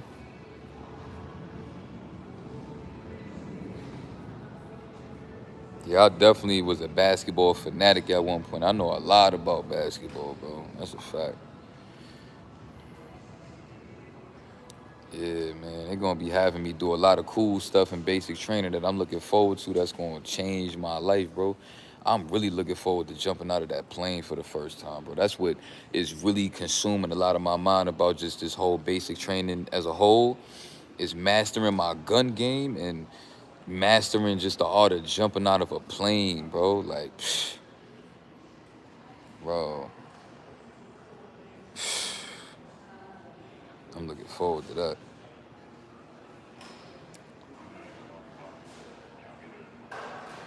Yeah, a lot of people told me I look like Nick Cannon too. Yeah, them P2, P3 games. Whoa. You got the P4? Or do you think I can do army training mentally and physically? Yeah, I feel like anybody could do it as long as you feel like you want to do it. Like, that's just life, bro. Like, think about it, right? I'm not into tennis, you know what I'm saying? Like, I'm not passionate about tennis. I'm not even interested in nothing about tennis at all. So if I was to go pursue tennis, I would be wasting my time because I don't have the hunger to be great at tennis. So that's just life for you right there. Like whatever you got the hunger for, you're gonna have a great chance at being great at it. Long as you got the resilience and the hunger to want to be great at that. But if you're not really interested in it like that, then I would suggest that you don't do it. Because yeah. But see, the army is really bigger than just like interest. It's also like I don't really have a lot more choices out here, bro. Like I'm about to be 30 in 4 years. Like, bro, these jobs ain't really gonna cut it. Like working these regular 9 to 5s, living check to check. It's not enough. They don't really like, yeah, the army may not care about me like that, but I'm gonna tell you this: the army care about you more than these regular 9 to 5s care about you. Let's talk about that. You know what I'm saying? Yeah, these regular 9 to 5s or even the army may not care about me, but as much as they should, I guess you want to say, but I guarantee you the army and the military care about me and gonna hold me down more than these 9 to 5s gonna do. That's a fact. You know what I'm saying?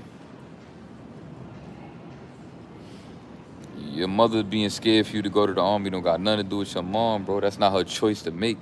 And if once you as a man, you gotta understand that like you being scared for me, I'm not about to let you stop me from making the choice I gotta make for myself. And your mother only scared for you to go to the army because, like I said, bro, everybody think about the army as if you gotta go to war because you joined the army, you gotta go to war. So that's what I'm saying. Don't let other people's perspectives about things that they don't even understand or know hold you back from going to do something, bro. Because being in the army don't mean that you have to go to war. We already spoke about that earlier in the live. Like, there's plenty different other things that you could do in the army that don't have zero to do with you having to be on a battlefield shooting people. You know what I'm saying? Like, so people being scared for you to go to just the army. Like the army is a brand that has many different branches within it that you can take up of different careers, bro. Many different career options in the army that don't have nothing to do with war. So people got to get that out their mind. Like it's really not.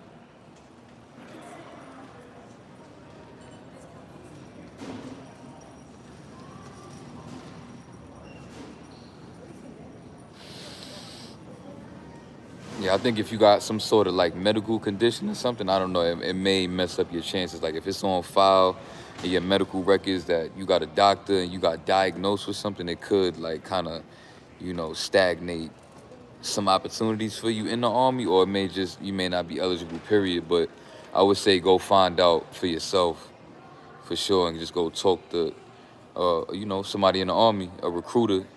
Go to like a army recruiting office and just go find out instead of assuming. You know what I'm saying?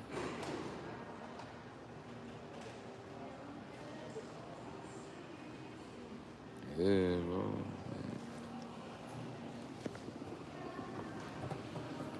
Cold, man.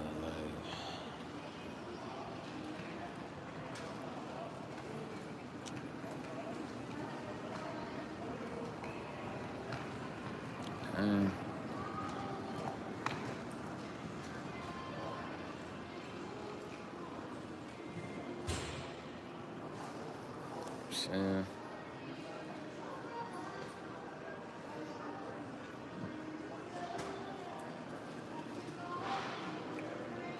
uh, man, I'm excited, bro. I'm not even gonna like,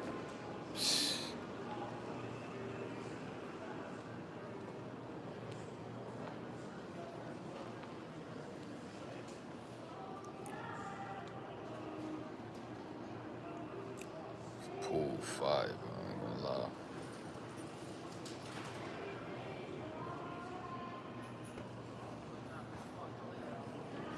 Yeah, everything is official. I'm not going for me. Official. Yeah, I went through MEPS and all that. Yeah. Uh, I wake up tomorrow, man, on that plane and all that. Or so I'm about to end this live off. You know what I'm saying? Um, Listen, man, YouTube was an experience, man. And I got a lot of reflecting I'm gonna be doing on myself and on my journey that led me all the way up to this moment right here. That I'm about to be living my best life, bro. You know what I'm saying? So yeah, I'm gonna get going. Listen, man, if there's anything you could take away from my walks on this app, is stay resilient through anything you going through, and the universe is gonna, you know what I'm saying, put you in position. You just gotta make sure you got that mentality no matter what you going through. You have to make sure your mind stay open. Don't never define yourself off what you going through, because what you going through don't define you. It's how you know, you gotta grow through what you go through. That's the only purpose of going through things, is to grow through it, which led me to be where I'm going. And you know, all the stuff that I did in the past on this app is history, man. You know what I'm saying? It's just gonna be, you know, it's gonna be memories. It's gonna be moments that people allowed themselves to overly invest themselves in negatively. And now all of that stuff don't really mean nothing no more for real, because it's not me no more. It's the past, is what I had to go through and grow through to get to where I'm going to. Or, you know what I'm saying? So for the people that have been supporting me through this whole, you know, journey and all that, you know what I'm saying? It's beautiful that y'all was doing that for me, and I appreciate y'all. And we growing together, because I know that anybody that would support me through everything that I was trying to do, that you got a sharp mind, you know what I'm saying? You got a lot of potential. And that's why I keep people like that close to me. Like, I'm in touch with a few of y'all. You know what I'm saying? I'm in, even Faith, she was one of them, you know what I'm saying? Always loved me deeply, deeply, deeply. You know what I'm saying? You know, I could have did whatever to that girl, said whatever, and she was always gonna come chasing after me with no problems, just to show me how much she loved me through no matter what I was going through. And you know what I'm saying? And me and her had an amazing trip that I know she gonna hold on to for a while until I see her again. We got a lot of beautiful pictures. You know what I'm saying? I got a lot of beautiful pictures with me and her having a good time, my family. A lot of great legendary videos that all of y'all get to look back on while I'm gone and process a little bit different and all that. You know what I'm saying? Like, listen, man, keep on growing and flowing. I'm out of here, man. Salute. It's official. I'm flying.